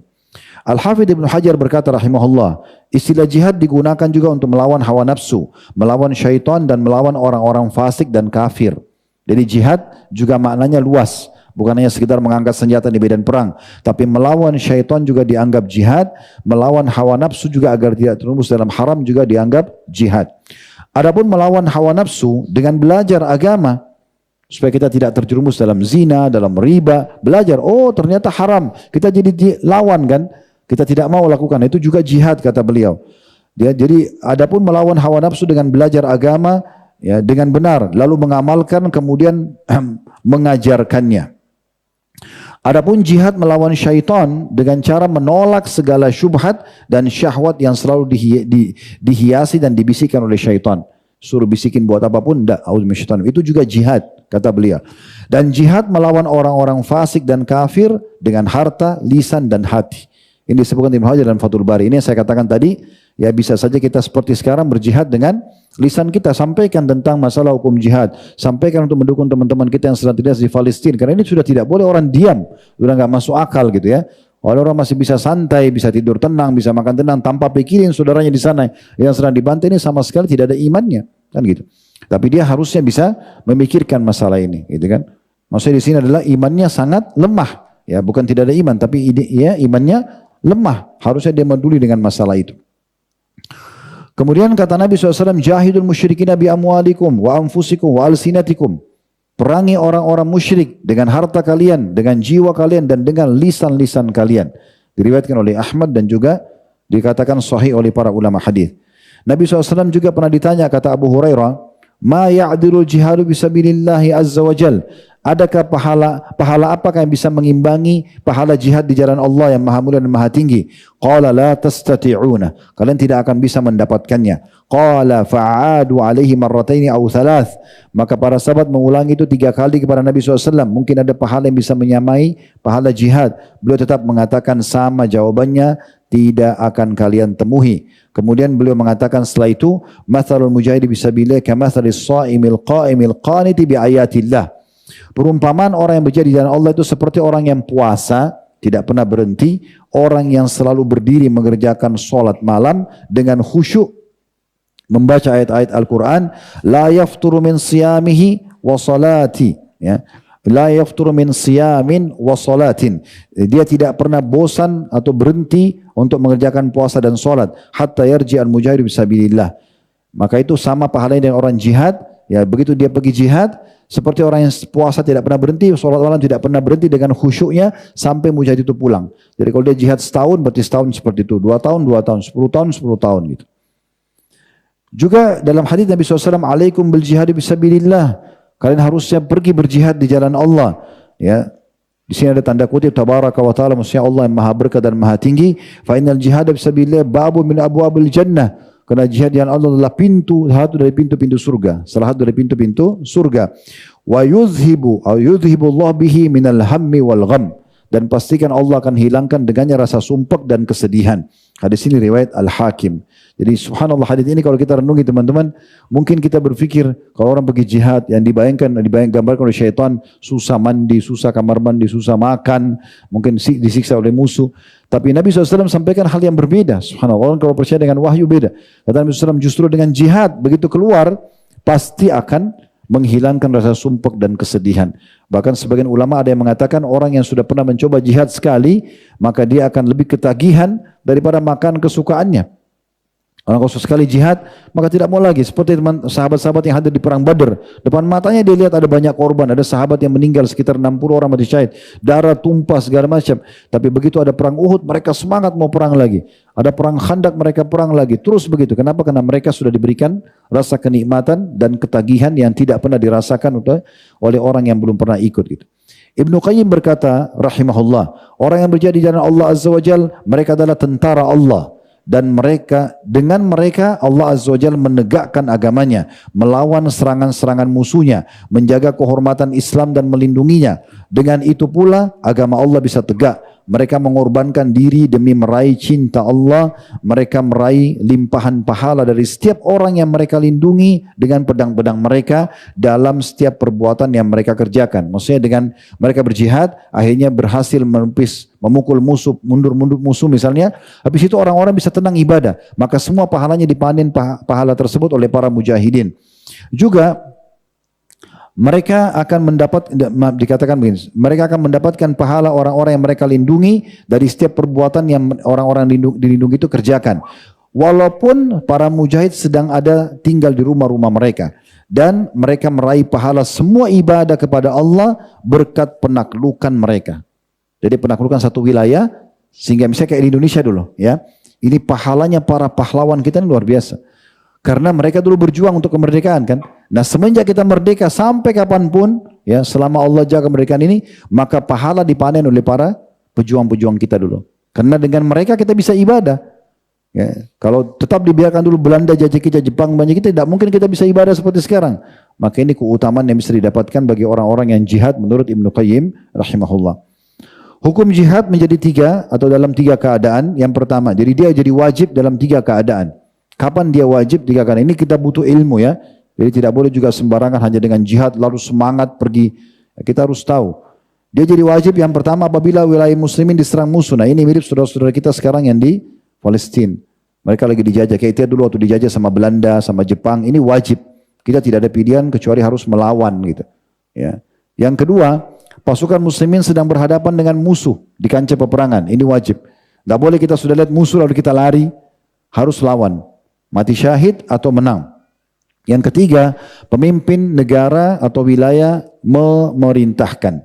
Mengatakan ayo perang. Ya, harus kita perang pada saat itu. Ini tidak perlu. Ini kalau semua tiga ini tidak butuh izin lagi. Tinggal berperang saja. Gitu kan. Tapi kalau seandainya perangnya dalam bentuk sunnah, orang cuma mau ikut cari pahala, ada satu wilayah, kemungkinan bisa terjadi cekcok antara muslim sama muslim, lalu dia pergi sana untuk berjaga-jaga di wilayah. Ya, misalnya muslimin, seperti dulu muslimin di wilayah Syam, di wilayah Persia, setelah penaklukan itu mereka butuh ya menjaga ini, maka ini sifatnya, hukumnya sunnah dia untuk pergi ke sana. Ini butuh izin. Ini butuh izin orang tua, ya. Ini penting untuk difahami itu. Tapi kalau negara lagi diserang, kita nggak bisa lagi butuh izin. Kita harus melawan pada saat itu. Setiap mujahid dan muslim ya harusnya berilmu agar jihadnya benar. Dan ini perlu digarisbawahi ya. Kalau kita harus punya ilmu dan tidak boleh sembarangan. Jadi kalau kita kasih judul sebenarnya ini adab-adab atau perlu memahami dalam bab jihad ini poin-poin berikut ini. Yang pertama, harus punya ilmu yang benar tentang ilmu agama. Maksudnya dimulai dari sholatnya, dari zikirnya, dari baca Qur'annya. Jadi bukan hanya terjun bebas, jihad tapi nggak sholat, jihad tapi nggak zikir, jihad tapi nggak baca Qur'an, gitu kan. Kemudian yang kedua, maaf ini ada hadis Nabi SAW, man kharaja fi talabil ilm fahuwa fi sabilillah hatta yarji, hadis riwayat Tirmidzi, siapa yang keluar menuntut ilmu, kayak antum sekarang datang menuntut ilmu begini, maka dia dihitung di jalan Allah sampai dia pulang. Kenapa? Karena ulama mengatakan, kenapa orang menuntut ilmu dianggap seperti jihad? Karena memang dengan punya ilmu dia bisa berperang nanti. Yang memotivasi kita mau perang, kenapa kita belajar kan gitu. Kalau kita nggak belajar kita nggak mau. Yang membuat kita mau sedekah karena kita belajar. Yang membuat kita mau sholat kita belajar. Yang membuat kita mau tinggalkan haram karena kita belajar. Berarti ilmu itu adalah jihad sendiri. Dan Abu Darda berkata radhiyallahu anhu, siapa yang menganggap bahwa berjihad dengan ilmu bukan jihad, maka akal pikirannya telah keliru. Dinukil dari kitab Miftah Darus Sa'adah. Yang kedua yang harus diperhatikan dalam jihad. Jadi yang pertama itu adalah menuntut ilmu. Dimulai dari situ baru kemudian mereka berperang secara fisik. Kalaupun sudah terlanjur terjun, maka dia harus tetap belajar sementara berjihad terus belajar. Makanya para mujahidin di medan perang itu mereka duduk, mereka belajar. Dipanggil seorang alim, ajarin mereka karena tidak boleh terjun bebas gitu kan. Bisa saja dia tiba-tiba takut lihat pedang lalu dia tinggalkan jihad atau dia murtad. Tapi dengan punya ilmu dia tidak akan lakukan itu. Yang kedua dia harus ikhlas kepada Allah SWT ya. Karena ingin meninggikan kalimat Allah subhanahu wa ta'ala. Karena pernah ditanyakan kepada Nabi SAW dalam hadis Bukhari Muslim, kira ya Rasulullah ar-rajulu yuqatilu syaja'ah. Wahai Rasulullah, seorang yang berperang karena ingin dikatakan pahlawan. Wa yuqatilu hamiyah. Atau hanya karena dia ingin dianggap supaya gagah. Atau hanya membela saja ya kegagahannya atau untuk dipuji intinya. Wa yuqatil riya'an, atau hanya karena pujian saja. Fa ayyu dzalika fi sabilillah, mana itu di jalan Allah? Qala sallallahu alaihi wasallam, man qatala litakuna kalimatullahi hiyal ulya fa huwa fi sabilillah. Siapa yang berperang karena ingin meninggikan kalimat Allah, maka dia di jalan Allah.